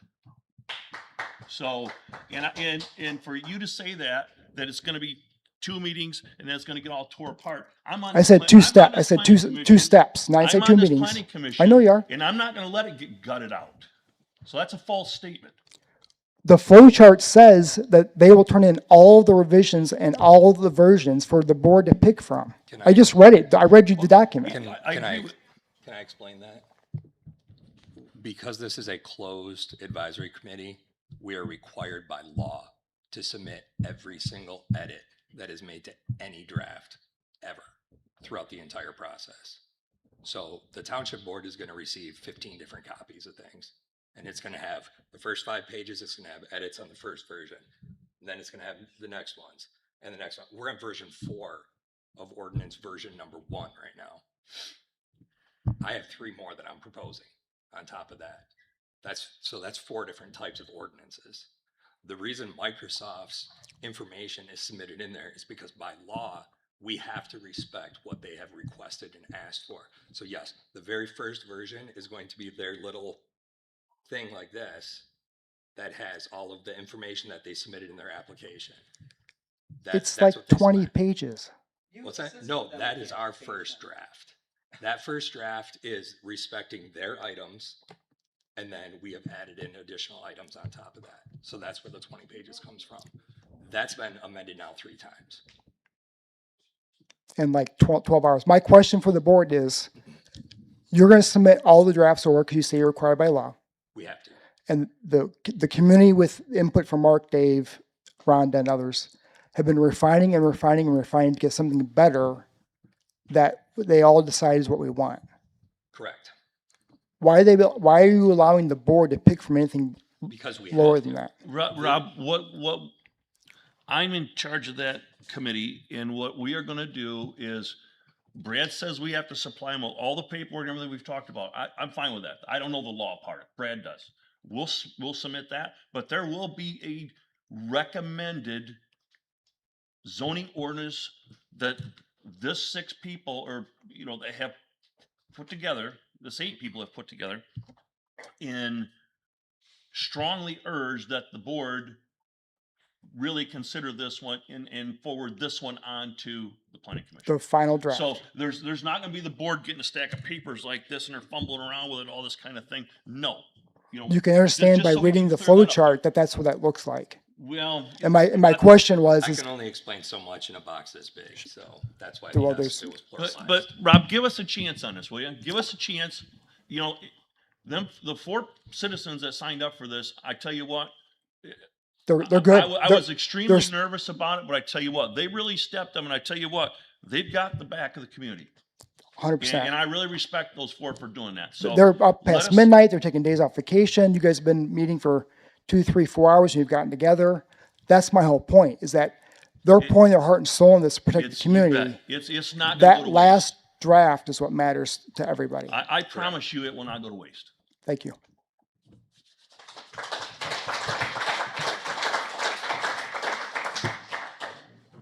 Good evening, gentlemen. In my opinion, my comments tonight will concentrate on Williams & Works' recommendations to the Township Board of Appeals and Planning Commission. And please keep in mind, all these memos are written prior to public hearings, which subjects the township to a lawsuit. And I only went back a few years, so we're going to do this in chronological order. On 3/21/23, O'Mara dimensional rezoning before the ZBA, Williams & Works recommended all 4 standards for granting a dimensional variance have been satisfied, and the ZBA should conditionally approve the variance. Hey, Sandy, may I stop you a second? The recorder, I think, quit working for minute purposes. So do you want to, before you go through this, I just want to make sure that Thank you. we get that on. Do you want me to record? If you would, can you hold for a second? Oh, sure. We didn't start your timer, nothing.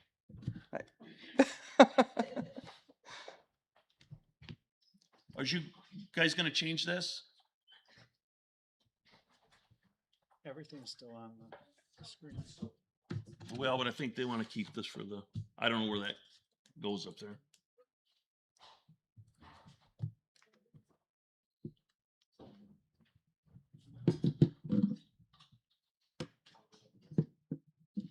I got a recording going. Yes, you can keep going.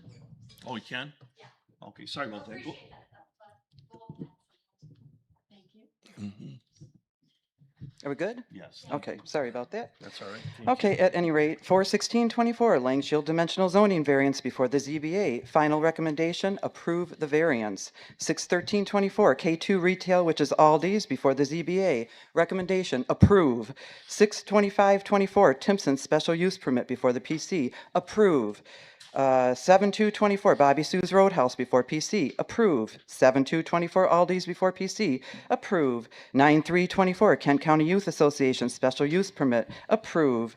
2625, Aldi before the PC. Approve. Gentlemen of the PC and ZBA, step down. We got Williams and Works running the township here.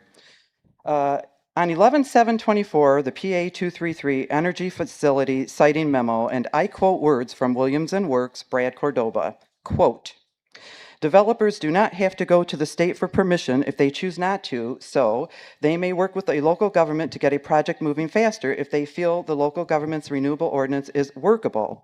This is what I have experienced within the last 12 months. I have worked with both DTE and consumers, and both set in and observed and the development and creation of workable solar energy ordinances in 2 different townships. I have chosen to move forward with the local ordinance for projects over 2,000 MW each, covering hundreds of acres of land. The reason for this, as explained by the utility developers, is that currently the Michigan Public Service Commission has a waiting time of approximately 2 years before they can get the permit submitted for review, and then have a wait time of 1 year for approval. Many local governments can approve permits in 7 to 9 months with a local workable ordinance," end quote. On 1/7/25, there was a memo which covers wind, solar, and battery energy zoning ordinances, recommending less restrictive ordinances, and Cordova states, and I quote, "I hope for developers who agree that it is workable." On the very next day, on 1/8/25, it is interesting to note that Jerry Hale signed the non-disclosure agreement. On 2/13/25, Cordova exchanged correspondence with Township Attorney Bloom pertaining to the I-96 property. This is one example of the many exchanges between Bloom and Cordova. At the 2/10/25 PC meeting, under agenda's new business, wind, solar, and battery ordinance amendments were first publicly introduced, and Commissioner Ford requested a public hearing be immediately scheduled to take place on 3/10/25.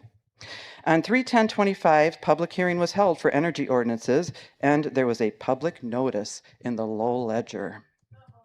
During the 3/10/25 public hearing, a commissioner questioned regarding no required bond covering costs for decommissioning, and that the township could be on the hook for costs, and a commissioner expressed concern relating to ground contamination. However, Mr. Genovich felt that the PC has worked on this ordinance thoroughly. Ford motioned and Genovich seconded to approve the ordinances. I would question Mr. Genovich how the PC worked on the ordinance thoroughly when it was a new agenda item just 1 month before, and it has taken you guys well over 1 year to develop a swimming pool ordinance. Also during the 3/10/25 PC meeting, Mr. Ford stated, and I quote, that if the township runs utilities to the new development at the freeway and the spoils aren't allowed to be dumped at the Timpson pit, the cost to truck those spoils to the next closest pit, 12.5 miles away, adds an estimated additional $1.7 million to the township's cost to put the pipe in the ground. A future discussion should be on how mutually beneficial it could be to the township and Mr. Timpson to dump the spoils at the Timpson pit. The sand will probably come from the Timpson sand pit anyways, end quote. On 3/17/25, there was a notice of adopting ordinance that was published in the Lowell Ledger. As a side note, during the board meeting, Thompson motioned and Anderson approved those ordinances. On Tuesday, 11/25, Cordoba presented an IPUD rezoning memo, which was paid for by Microsoft. And on Tuesday, 12/2/25, Cordoba presented an IPUD presentation, which was paid for by Lowell Township residents. In conclusion, there is a clear conflict of interest with Williams and Works continuing to represent the township regarding Microsoft. Cordoba has openly admitted to working on behalf of utility companies, and he has secretly worked with Microsoft under the NDA. I also question as to why you are working on any ordinance pertaining to data centers when there is already one in the books. And I would like an answer to this question. Who drafted and submitted to the Lowell Ledger the March 2025 public hearing notice and the notice of adoption of the wind, solar, and battery ordinances? I'm waiting for an answer. Did you do that, Mr. Cordoba? No, it was staff. That's staff? Well, according to the zoning ordinances, it looks like the township clerk is the one that's to do that. Correct. So are we going to have Monica on the hook for this, or is somebody going to step up and? No, they're. I'll ask Monica next ahead. week, I suppose. All right, thank you, gentlemen.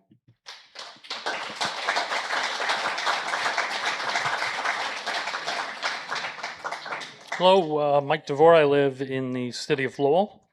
I voted on something regarding working with the township at our last city council meeting. Being here tonight has validated that to me. It's very scary to see that a U-Haul business that had already been in operation without approval was not immediately stopped.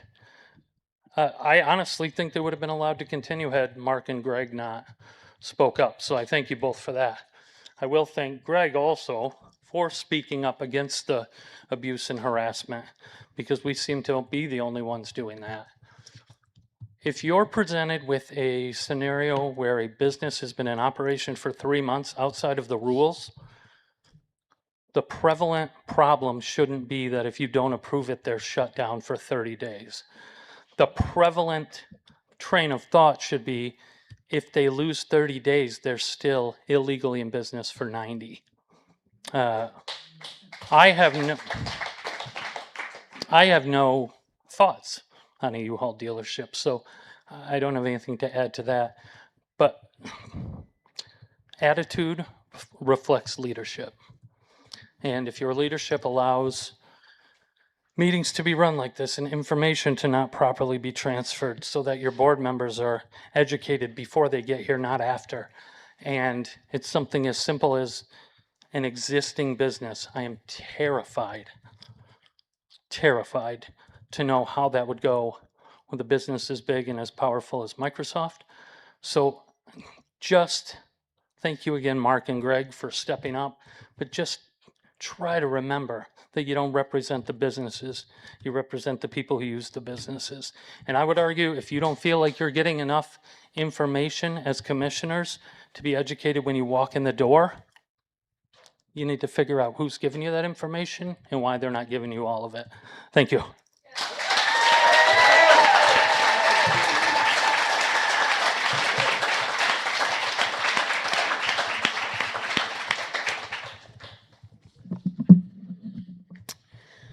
Good evening. Jacqueline Polson here, resident of Lowell Township.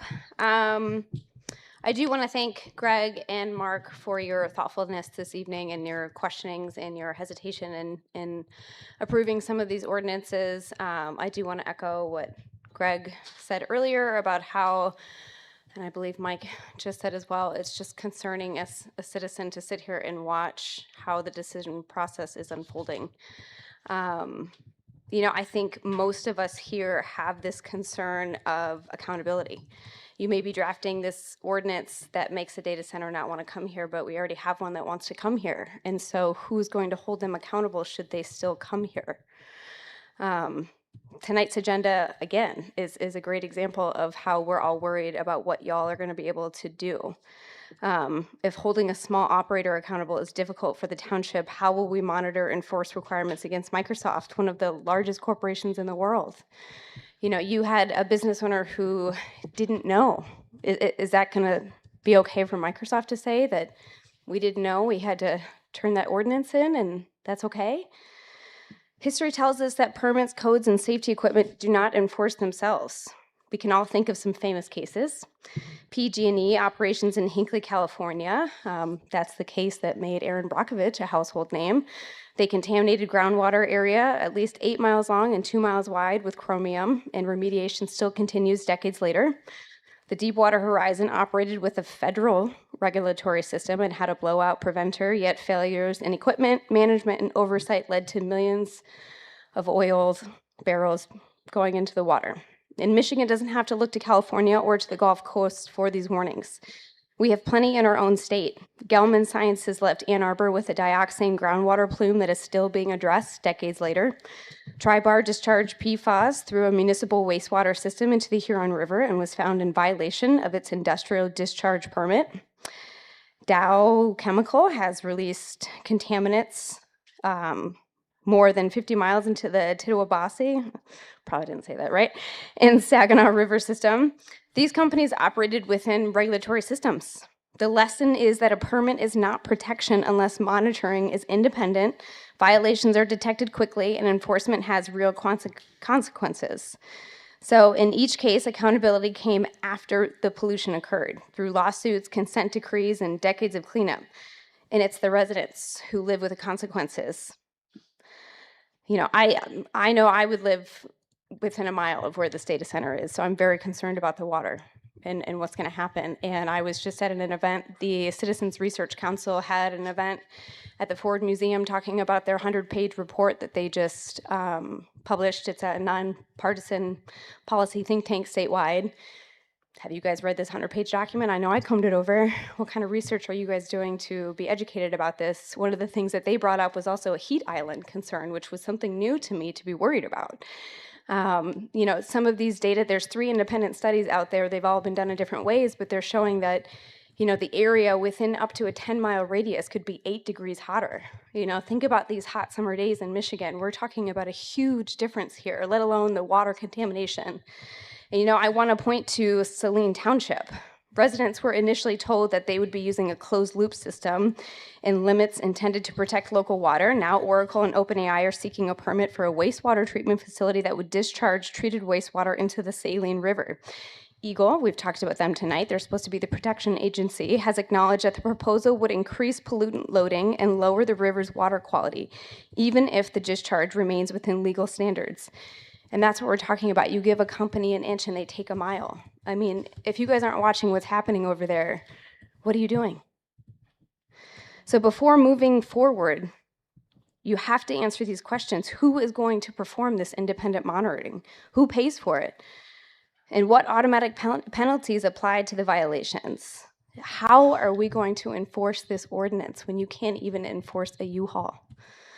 I appreciate you're trying to develop a thoughtful plan, but good plan is only as strong as its monitoring, enforcement, and consequences. So the central question is not whether Microsoft says it will be a good neighbor, it's whether Lowell Township can retain the legal authority, technical capacity, and financial resources to make sure that it is. You guys hold the greatest power right now, so please be careful with your power. Thank you.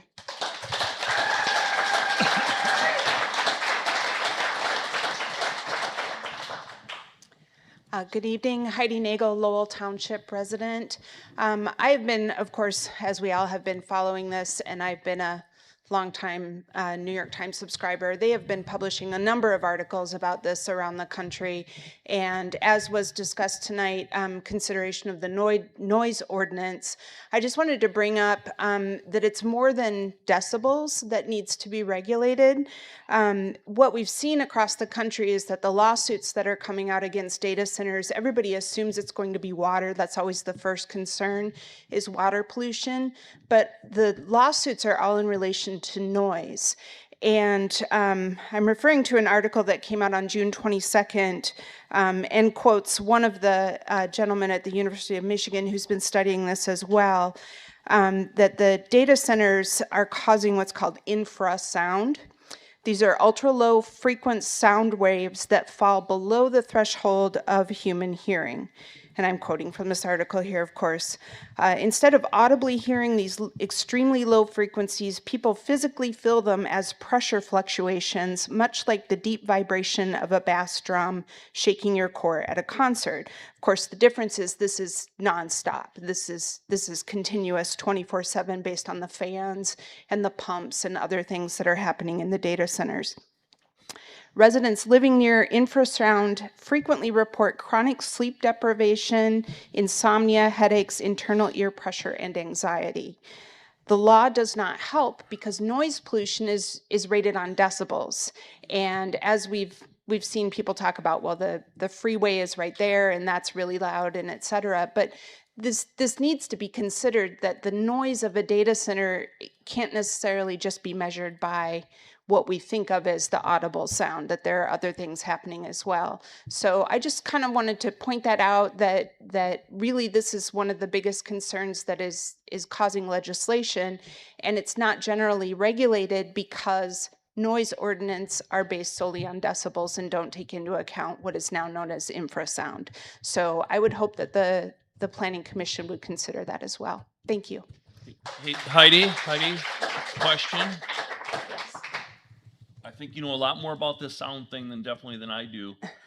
Do you know Julie right there? No. Hi, Julie. She's on the Citizens Advisory Committee. Okay. Would you be willing to get some of that paperwork or email? Of course. You could send it to the township. Okay. Or you could send it to me, whoever. I would. Or I'll do Send it both. to Julie. I'll do both, yes. If you would, and then she can forward it to me or whatever, then I'll print it, whatever, how to do it. But we really are struggling with this noise thing. Right. You know, at our meeting, we're talking about that, how do you measure this? I don't know how you measure it. Yeah. I measure it with this and I don't like this. The other stuff, I don't know how you're really going to measure that either. So we have definitely talked about there will be a third party in that will be responsible for this testing. And then should a data center put an application in, we're not going to make that decision on the noise up here. Mm-hmm. We're going to have this third party that's not even affiliated with them, and we'll double check to make sure they have no contact with them to tell us what this noise is all about. Right. And it's their burden to prove to us that there will be none of this noise. And I know people say, well, they're going to lie, they're going to do this, they're going to that. Well, if they're going to lie, then hopefully we're going to catch them. Right. But I think that the important thing is that proactively the ordinance addresses that. So And that then then we there may can need a be little some bit of your help if you enforcement. don't mind. Oh, thank you. Thank you. And if I may, while you're there, Right. That's really the reference. Mm-hmm. Yeah. Will you listen? I'll pass along what I know so far. Thank you. and if I may, did you see the full page article in Sunday's New York Times about data centers? And in that article, they addressed just what you're talking about. Mm-hmm. And maybe I didn't read it right, but if I read it right, they recognize that it's there, but the technology is not there to measure it yet. Right. Exactly. All the more So reason to that's- slow your roll. That's the struggle. Yeah, I get it. So- Thank you. Thank you very much. Thank you.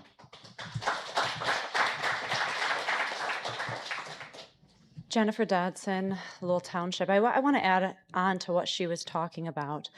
As somebody who is an expert in health and wellness, one of the things that we take a look at is increased cortisol in somebody's system to talk about inflammation markers. Inflammation creates disease, creates cancer, creates a variety of different issues. What they have found, what she was talking about, is that this continuous noise increases cortisol in area residents. And so not only does it lead to nausea and vertigo and headaches, it leads to mood instability, it leads to increased inflammation markers, which have a myriad of results further and further and further down the line. And if you take a look at what we're seeing with the similar project, and I believe it's Mount Pleasant, Wisconsin, where they're already being sued for noise violations, Microsoft is. So that's a precedent that you can look to right now that's saying that they did not abide by anything that was good for the community in that circumstance. And this isn't, Oracle, this is Microsoft. And so I also want to just point out too, for two communities that can't speak for themselves, this proposed hyperscale data center will be 1.8 miles away from Alto Elementary School. And that is incredibly close for these children to be sitting in this constant noise day in and day out. And also I want to point to Boulder Ridge Wildlife, which would be less than 5 miles away from this proposed site as well. And the animals obviously have no escape from this. And it will increase the cortisol in their systems as well. So when you're taking a look at this noise, it's not just, as you know, the decibels and the technology that hasn't been developed yet to monitor some of the subsonic sound. Take a look at the health studies of what's happening with animals and children in vulnerable populations, and understand that you're charged with protecting us right now, and you're not charged with protecting the financial interest of some of the elite that are trying to come here. Thank you.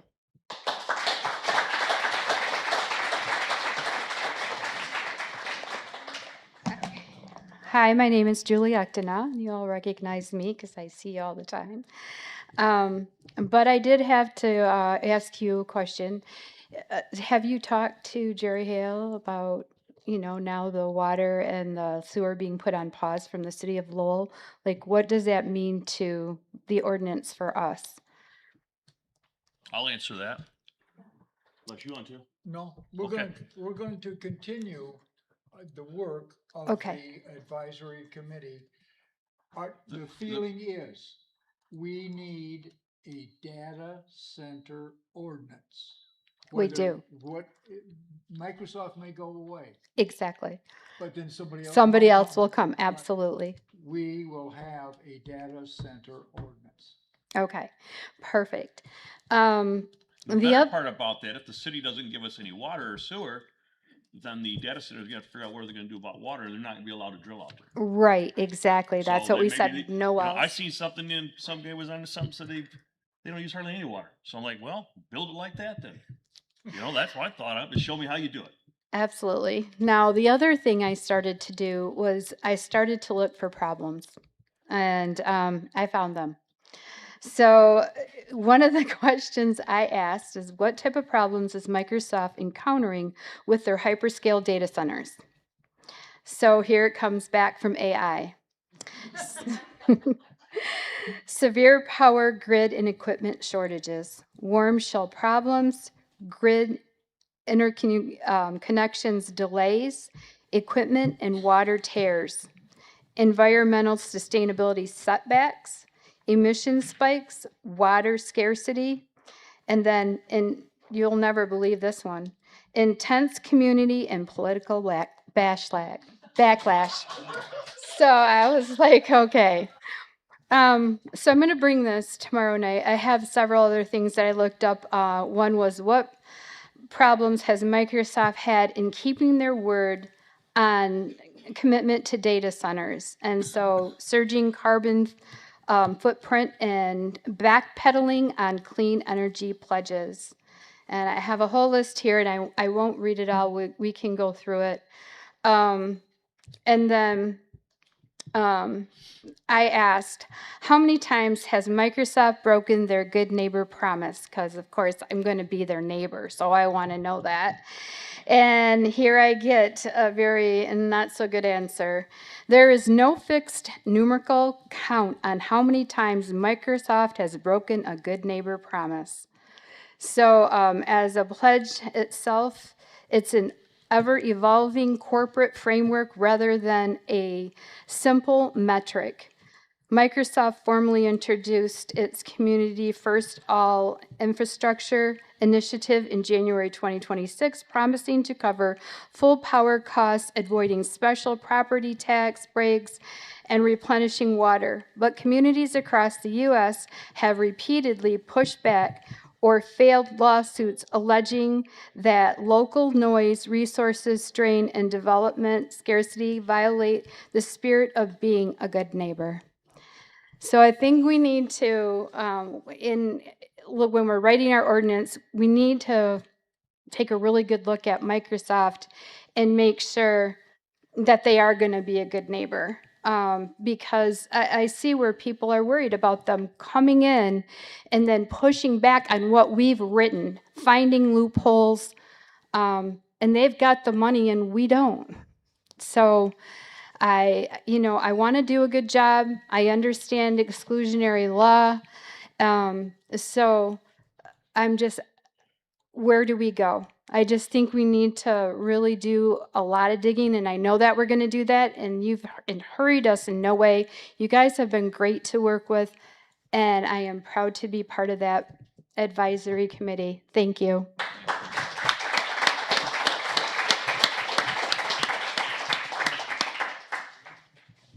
So I drove down straight from northern Michigan to get here tonight. So I'm probably the only person happy this meeting lasted a little bit longer.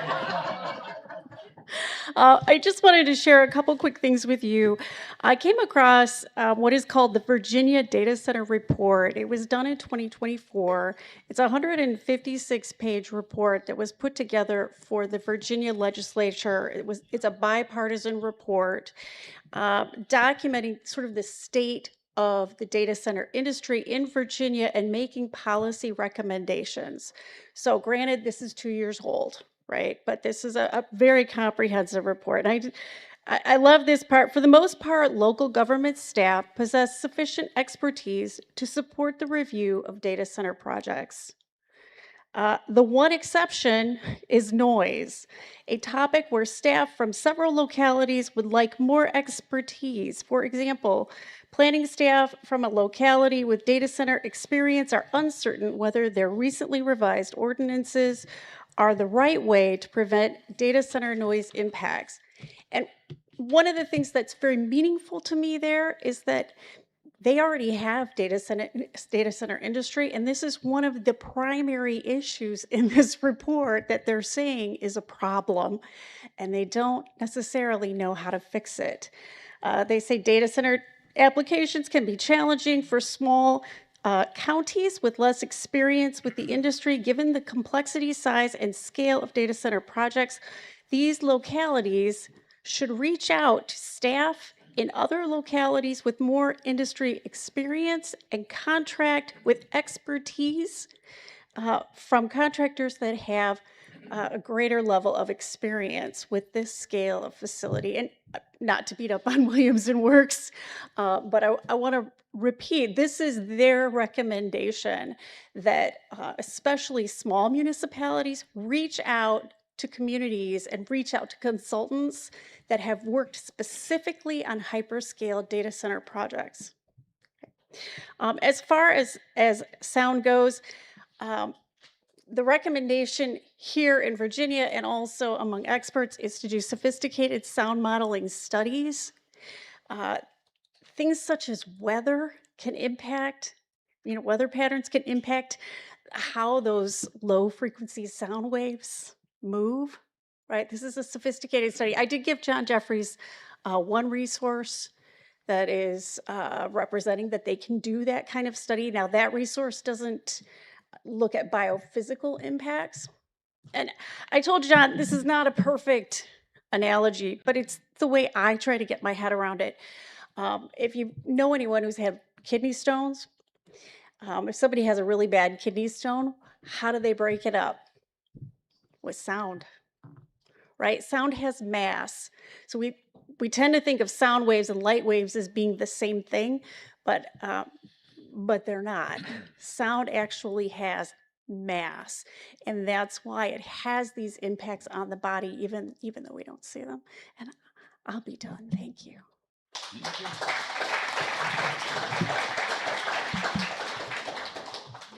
Hey there, Betsy Lopez Wagner. Just wanted to come up really first and foremost and just remind us all, right, that it's a fact that local ordinances can and do establish more restrictive rules than, broader state and or federal policies. In this case, we know where the state of Michigan is on data centers, right? But, these ordinances are only as good as their enforcement. Earlier tonight, we heard from some of you all that were really quick to want to pass and approve everything that came your way. You need to learn to start saying no. And the reason being is that there were special use permit conditions that previously existed that you were looking to supersede. The reason the gentleman earlier today talked about precedent is because y'all could put yourselves in some real legal jeopardy. And that's one of these areas I think that, this community also will be looking to you all to see what kind of legal expertise do you have outside of the township attorneys that are supporting you in this ordinance development, where you're finding some of these independent experts that are able to really share with you all things that, you know, your township attorney might not be doing because, again, you know, courting an AI data center of this size, $1 billion investment obviously looks great for, you know, the township's coffers. So the next thing is really just recognizing that science, research, and communities have proven that AI data centers strain public infrastructure, they create severe noise, they degrade local environmental quality and public health. So those are facts. That's the baseline of what's being worked with. When it comes to community welfare, public health and safety, and our natural resources, you know, again, that's why it's so critical to have and steward the strongest ordinances, those that those 4 community members have been contributing to, 2 that, you know, we know very well because of the great work that they're doing within our group. But again, those ordinances, they're only as good as how they're enforced. And up until tonight, it's worth noting that, you know, when it came to pools, right? Pools now have more ordinance structure and governance than an AI data center. So again, I think it's really important to note that as of tonight, y'all have a really big role ahead of yourselves, and that's making sure that those 290 acres that are proposed for this hyperscale AI data center, you know, are going to be, you know, again, you're going to be looking at NEPA, you're going to be monitoring and wanting to make sure that we're looking not only at a federal level, but also that the environmental quality standards are not those that are going to create cancer clusters in the future, and or that, you know, autistic and neurodivergent folks like myself are not going to be having to hear that sound at those waves and at those measures that, you know, we heard Molly and others speak to. And really, you know, I think when we're thinking about this ordinance, one of the most important pieces is just that stringent and enforceable and relentless need to be a part of what goes into this. That means that when you all are curating this alongside those community members, you're also thinking about what happens if, you know, a gentleman earlier today, Rob, had shared, right, his concerns. What happens if the township does go with the lowest hanging fruit? Will you all walk? What will you do? How will you continue to be advocates and be able to steward all the opinions, the cares, the hopes, the dreams that this community has? And again, that's a really important part of y'all's roles, right? We heard it tonight when folks like Greg, right, felt like something just didn't sit right. And you got to keep pushing, right? And then we heard, right, Dave was ready to just like hand it all over. And that's just it. We got to be willing to go to the mat, right? So I think that's one of the big pieces I just really want to make sure that we hear, because, you know, going weaker routes, again, is not going to get us where we need to be. You know, one of the things you've seen is you've seen symmetry, you've seen care, you've seen folks come up with the utmost respect since the last meeting when you all actually had those conversations with us, right? That listening, that rapport, a lot of what, you know, the city mayor for Lowell shared earlier today. And, you know, I think that's really important, is that we all can do better, we all can learn better, and we need to be more present in this fight. I think lastly, I just want to note that, you know, y'all are bringing consumers, like an industry rep, to talk about energy, electricity, and water. Like, that's mode for greenwashing. So, you know, think about the people that you're bringing forward and who you're investing in. Thank you.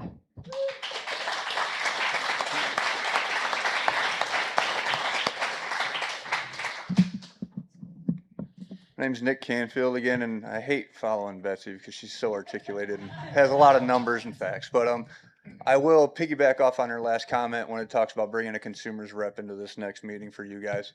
I can speak firsthand. In this last 8 days, I've lost power 6 times. And we didn't have strong winds. It was light rain. I mean, very moderate rain for, you know, August and the end of July even that we've had. And it was all listed as equipment failures. And that's one thing we need to look at when, unfortunately, we have, you know, how our system is set up in our state. There's not very many options on who to talk to on energy infrastructure. That's just the nature of it until politics really gets involved.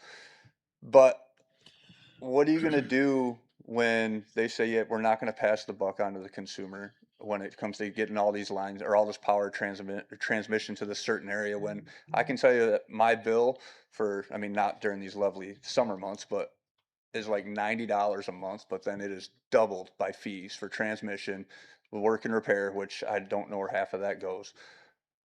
How do you get on something like that to make sure it doesn't get implemented? You don't have the answers. I don't have, but how do we find that? And that's something to try to bring forth to them. And yet don't fall for their smoke and mirrors thing where we'll have it fixed.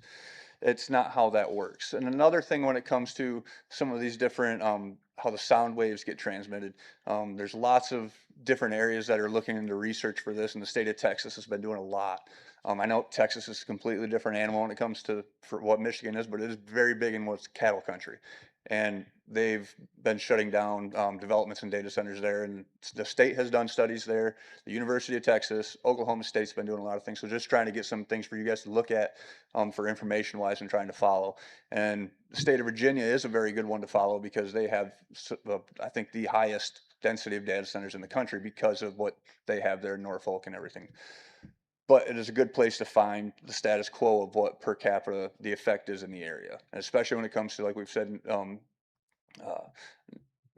people that have neurodeficiencies, and when it comes to child education, because we know how the mind develops in children from extremely low, and they say it doesn't stop growing. I think with males, it's not until like 22. So you have to look at the effects of that, and those are just different areas to try and find these studies for that. And another one that has not been talked about, our lovely state has such a high deer population, and when you look at that area that is going to be affected by this, the dispersion by that. Yes, deer don't mind urban areas, but something like that that's going to be affecting with ambient sound, that's going to displace them.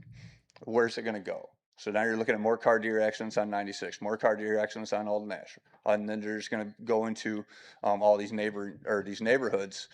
Yes, we know that's kind of an acquired risk of living in a rural area, but you're displacing wildlife. And for a state that's already having issues with our numbers, that's when you have to start looking at NRC, maybe being able to help you with some numbers and things like that, with getting the DNR involved, just for a different perspective. Microsoft isn't going to have a damn answer for that, not one. And maybe no one's ever even thought of what that's going to be. But that's something that needs to be considered, because it is, when you look at the population densities of deer in Kent County, there's a lot of these urban areas that are looking to do their first urban archery hunts because it's necessary to help control that population. And it's just something that needs to be addressed. And since it's prime for you guys to start your next meeting, I believe you said it was tomorrow, I wanted to sprinkle some of these ideas in there just to keep you guys heads going. And thank you very much for this night. This was very good for me. I enjoy coming to these meetings when it's a lot of good back and forth. And as much as I don't want to see a data center be here, I really don't want one in our state at all. If it was up to me, that would be if I could magic wand it, that would be it. That'd be my one wish. But let's try and, make them ask, is the fruit worth the squeeze? And let's try to make it not. So thank you.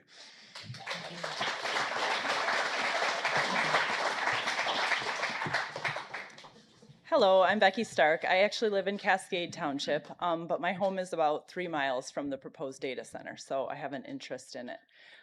I will say I've been to a few of these meetings, and I really appreciate the engagement this meeting that I've seen. You guys have really asked some very insightful questions and pressed on some of the people that were asking for variances, and I appreciate that a lot. I don't know if any of you were at the Kent County Youth Fair last week, but it's about 2 to 3 miles from the proposed data center. And horses are one of the most sensitive mammals to this ambient noise that we've been talking about, the low frequency, the noise you really can't even hear. So we put all of this time, effort, and energy to put up this grand agricultural center. We're trying to build it up. We're trying to get more equine shows in. We're trying to get more animals. We're trying to get more use that facility to its fullest. How is the advertising when you come off the highway to bring your animals to the Grand Agricultural Center and you pass a data center on the way? How many people are going to say, they're going to keep their animals going back home or to the next fair? I just think those two things in the same vicinity are not compatible.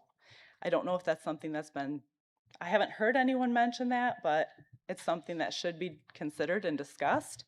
I was listening to some environmental safety experts talk about this ambient noise, and they were talking about how it can be measured, but it has to be by a professional audiologist.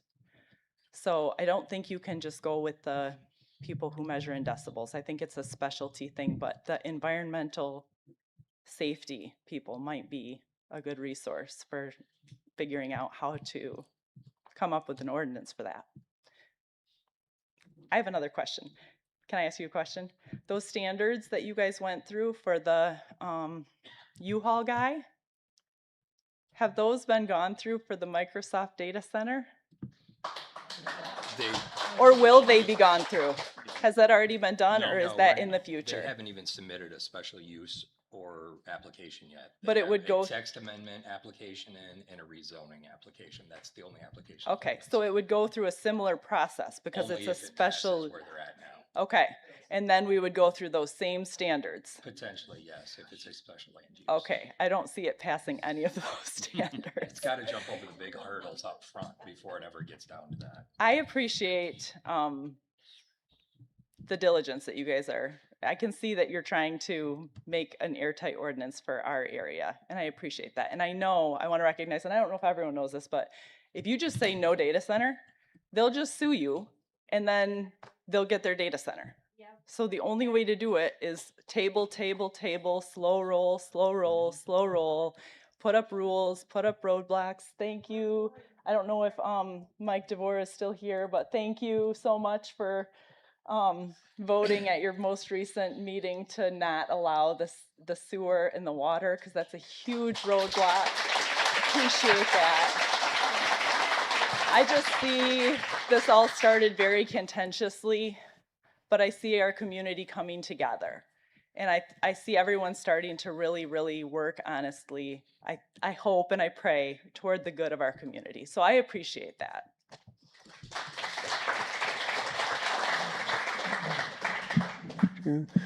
Greg Forbes, Lowell Township. A couple of comments here.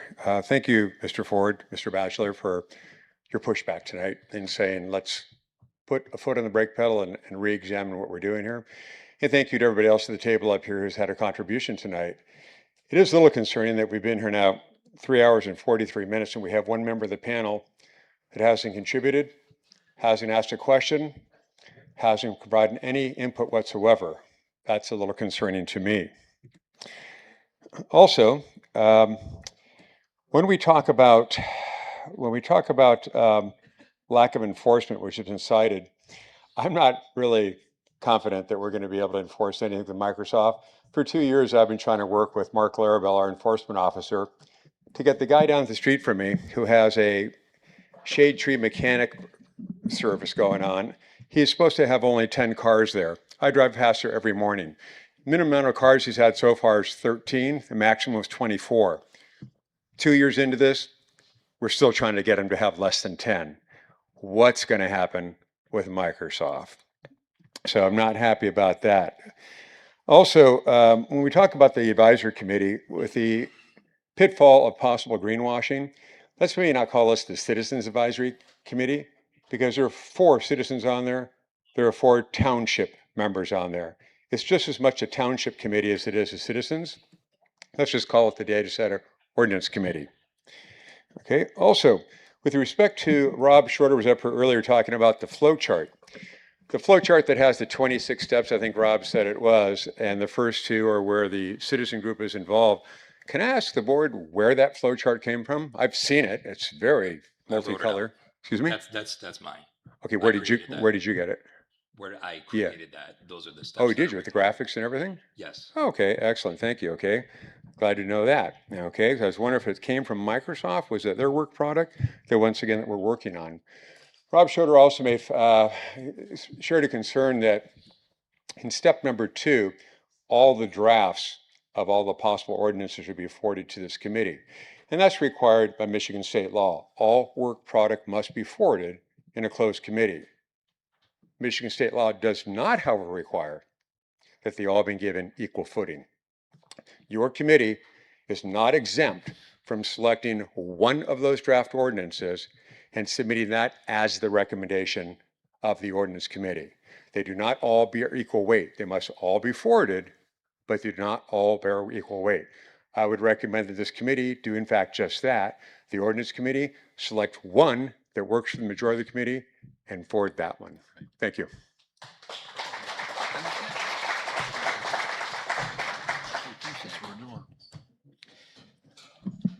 I know familiar face. Tristram Harrington, Lowell Township resident. One of the things I think when you're talking to Consumers Energy or whoever is who gets precedent when power does go down. I just thought of that, it's like, are they gonna, I know they have generators, but are they gonna focus on them over the community first? So just a question you can ask them. Tristan, keep in mind on this, you're talking about two different kinds of electric here. Yep. You're talking about that highline stuff that's out there. Yep. And then you're talking about the power that comes to each of our homes Mm-hmm. through a transformer up across, Mhm. down the street, across the street, falls on, tree Yep. falls on it, Mhm. that kind of stuff. Mhm. So there's I understand, but I'm two just different saying. things in this power thing, and Yeah. Mr. Canfield said something about the power being out this week. Mhm. I live over on 28th and Pratt Lake. Mhm. I'm sure everybody knows, probably looked at and Mhm. everything like that. I'm close to this thing too. My power goes out often there too. So is my direct TV. Get a Mhm. little bit of rain, it's out. Yeah. Okay. And I call them about that and complain. They go, well, must be where you live at. So Yeah, I understand. it's I'm just saying, I just don't know what their answer is going to be as far as, where they're getting the energy, how that's going to come in, how it's going to impact the rest of us in the balance of things when things go wonky. But that's just as a side note, just as a thing. The one thing that I am thinking about is, based on a lot of the conversations we've had here, there are obviously there's lots of lawsuits that are happening around the country with data centers.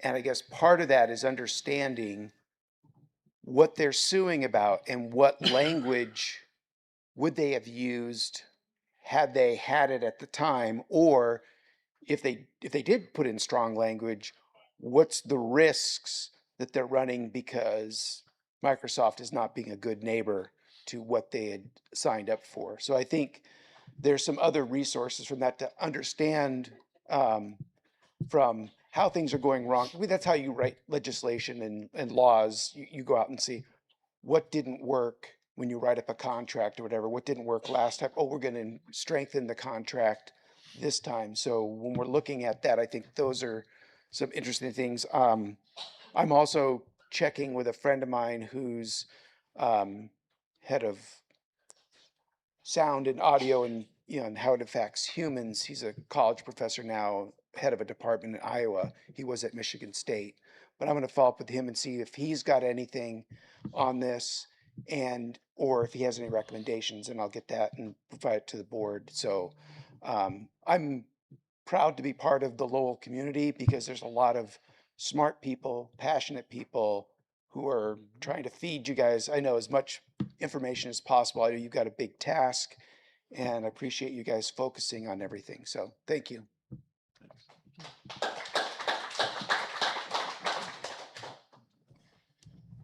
Ashton Shaw, Lowell Township. So looking at the data center ordinance as drafted, it would allow data centers as a special land use under light industrial. Looking back at, going back to November 2025, after Franklin Partners' rezoning application was rescinded, Brad, you outlined 3 possible options in a memo for that rezoning request and text amendment on how to handle the application from Franklin Partners. One was to do a traditional rezoning and text amendment, 2, create a new PUD specific for the property, and 3, pursue conditional rezoning and text amendment. So there's options available.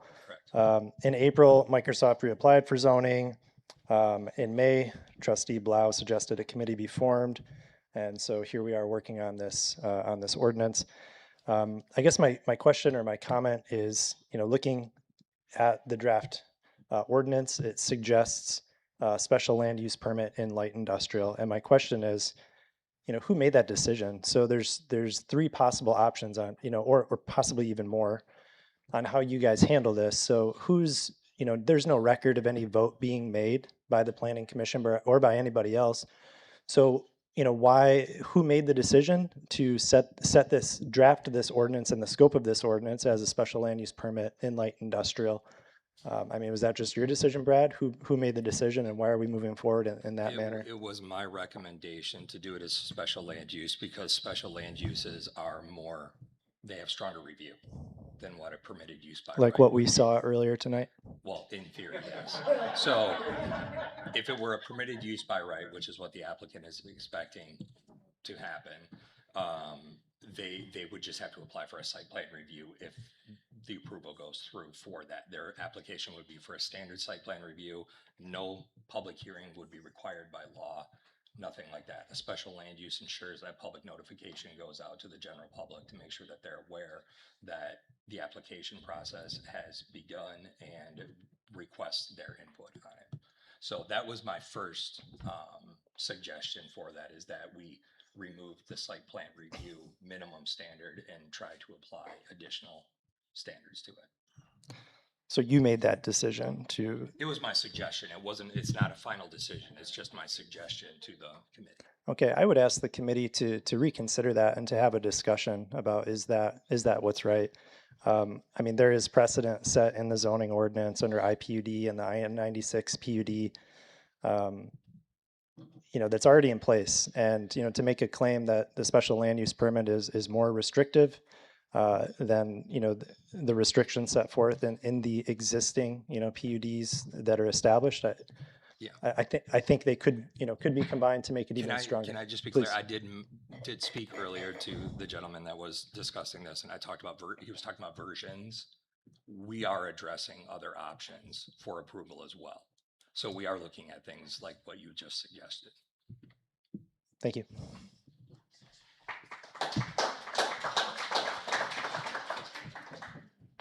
Hi, Jeanette Stevenson, Lowell Township.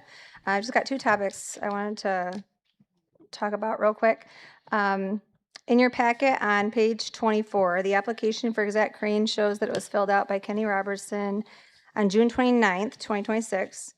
And there's a stamp in the top right corner that has the date received on there. And also on the bottom left, it has the date received that's handwritten. Both dates show July 13th, which is the same date as your last planning commission meeting. So that's when it was received by the office. My second topic is that it was so great to see so many of you at the Kent County Youth Fair last week. There are so many kids that benefit from that in our not just in Lowell, though we're very blessed to have that, but in our county as a whole. Also at the fairgrounds, this Friday will be the inaugural 5K race on the new Lowell cross-country course. I actually just got a text while I was here today telling me about it, so I thought I'd come up and share. Proceeds go to support Lowell Cross Country. All ages and abilities are welcome. The race starts at 7 p.m. this Friday, and there's no need to register in advance. You can simply show up, pay the $5 entry fee via Venmo, cash, or check, and then you can run the fairgrounds. And Kona Ice will be there as well. Lastly, just thanks for all that you guys do. Really appreciate it.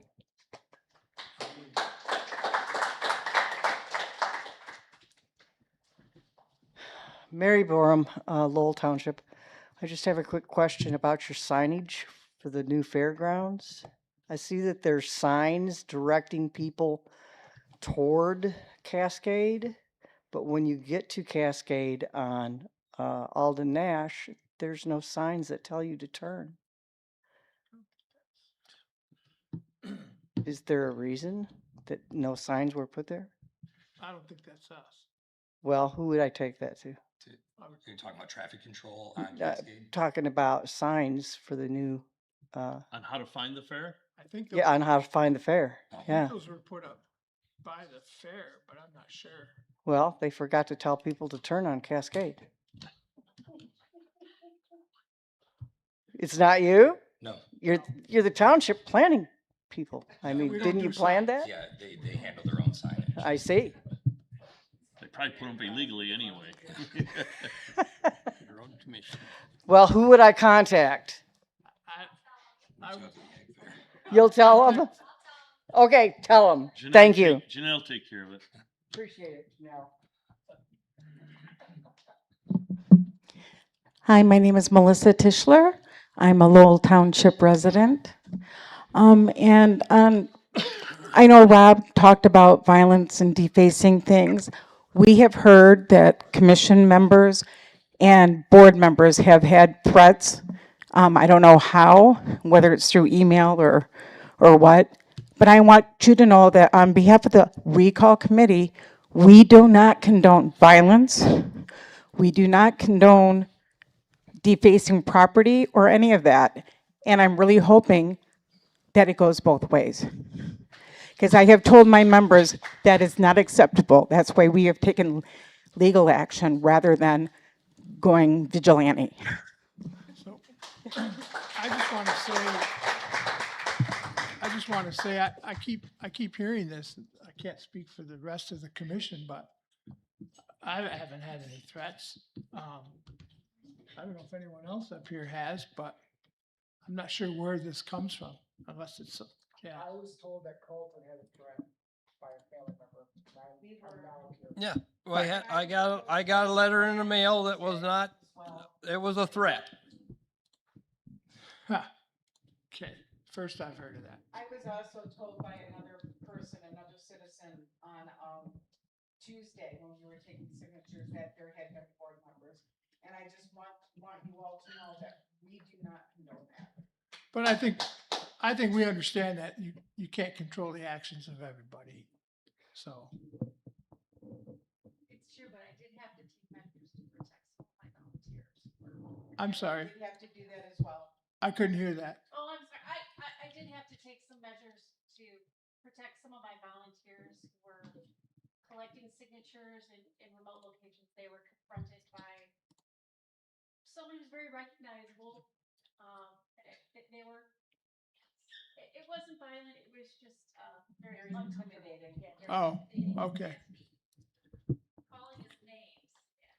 But Okay. nobody up here on this board. No, nobody on the board. But that's why we're hoping it goes both ways. Okay, thank you. Hi, Gina Ledner, City of Lowell residents. So I came across an article. It's a case by Anderson versus Stability AI. Visual artists have filed major class action lawsuits against generative AI companies for scrapping and using copyrighted works without permission to train art models. There's also another class action suit against AI for media. Journalists have complained about the same thing. I'm bringing this up just because they're not a kosher company. They're going to steal other people's work and not give them credit for it. They want everyone to think AI generated this stuff. So again, just be really, really cautious. You can't trust them. You can't trust them at all. They'll say one thing, they'll do another. So that's all I wanted to say. Thank you. I'd like to respond to that. So I agree with you, but I think that also, I mean, haven't we learned now that we can't trust things in general? I mean, the other day I bought something online at Cabela's, and for 2 weeks I had Cabela's ads on my computer, not on my wife's, not on anyone else's, just Well, mine. That has Isn't nothing that to all part do of it? with this. This has nothing to do with their lawsuits It's still against those- themselves. It's still Yes, those companies though. we can't trust a lot of people. I understand. I'm just bringing this to the forefront. Yeah, I don't disagree, but what I'm saying is it's happening to us It is everywhere. everywhere. Yeah. So let's just be cautious.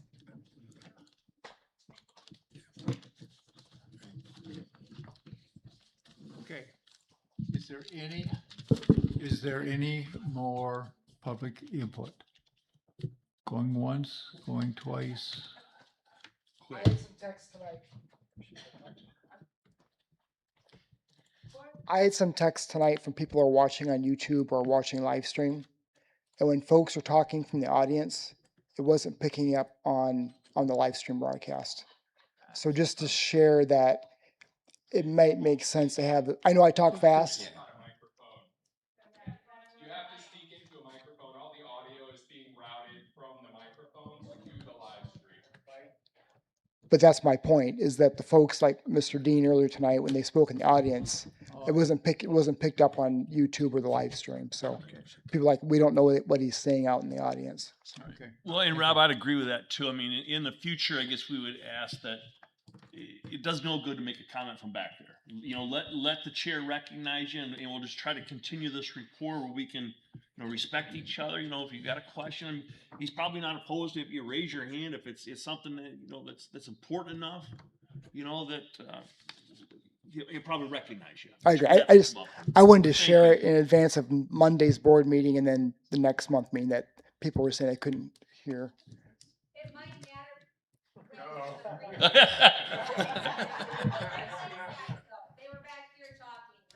Yeah. Yeah. Okay. Okay. That girl's out of order back there. Okay. All right.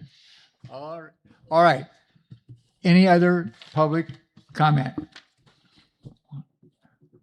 All right, we're going to close the public input section of the agenda.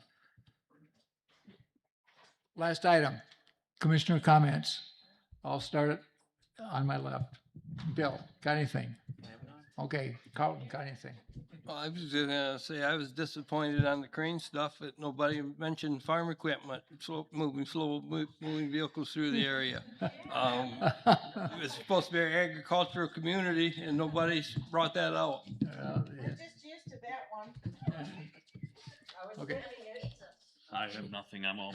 But if you sit in any public meeting, if you sit in any public meeting, I've sat in Grand Rapids Planning Commission meetings, they call it something different now, and I've sat in other township meetings and, some townships pay a full-time planner. Lowell doesn't do that. But the purpose of that planner is to make recommendations. So when you see that the planner has recommended this or recommended that, he's doing what he's paid to do. And so I just want to make sure that that's clarified.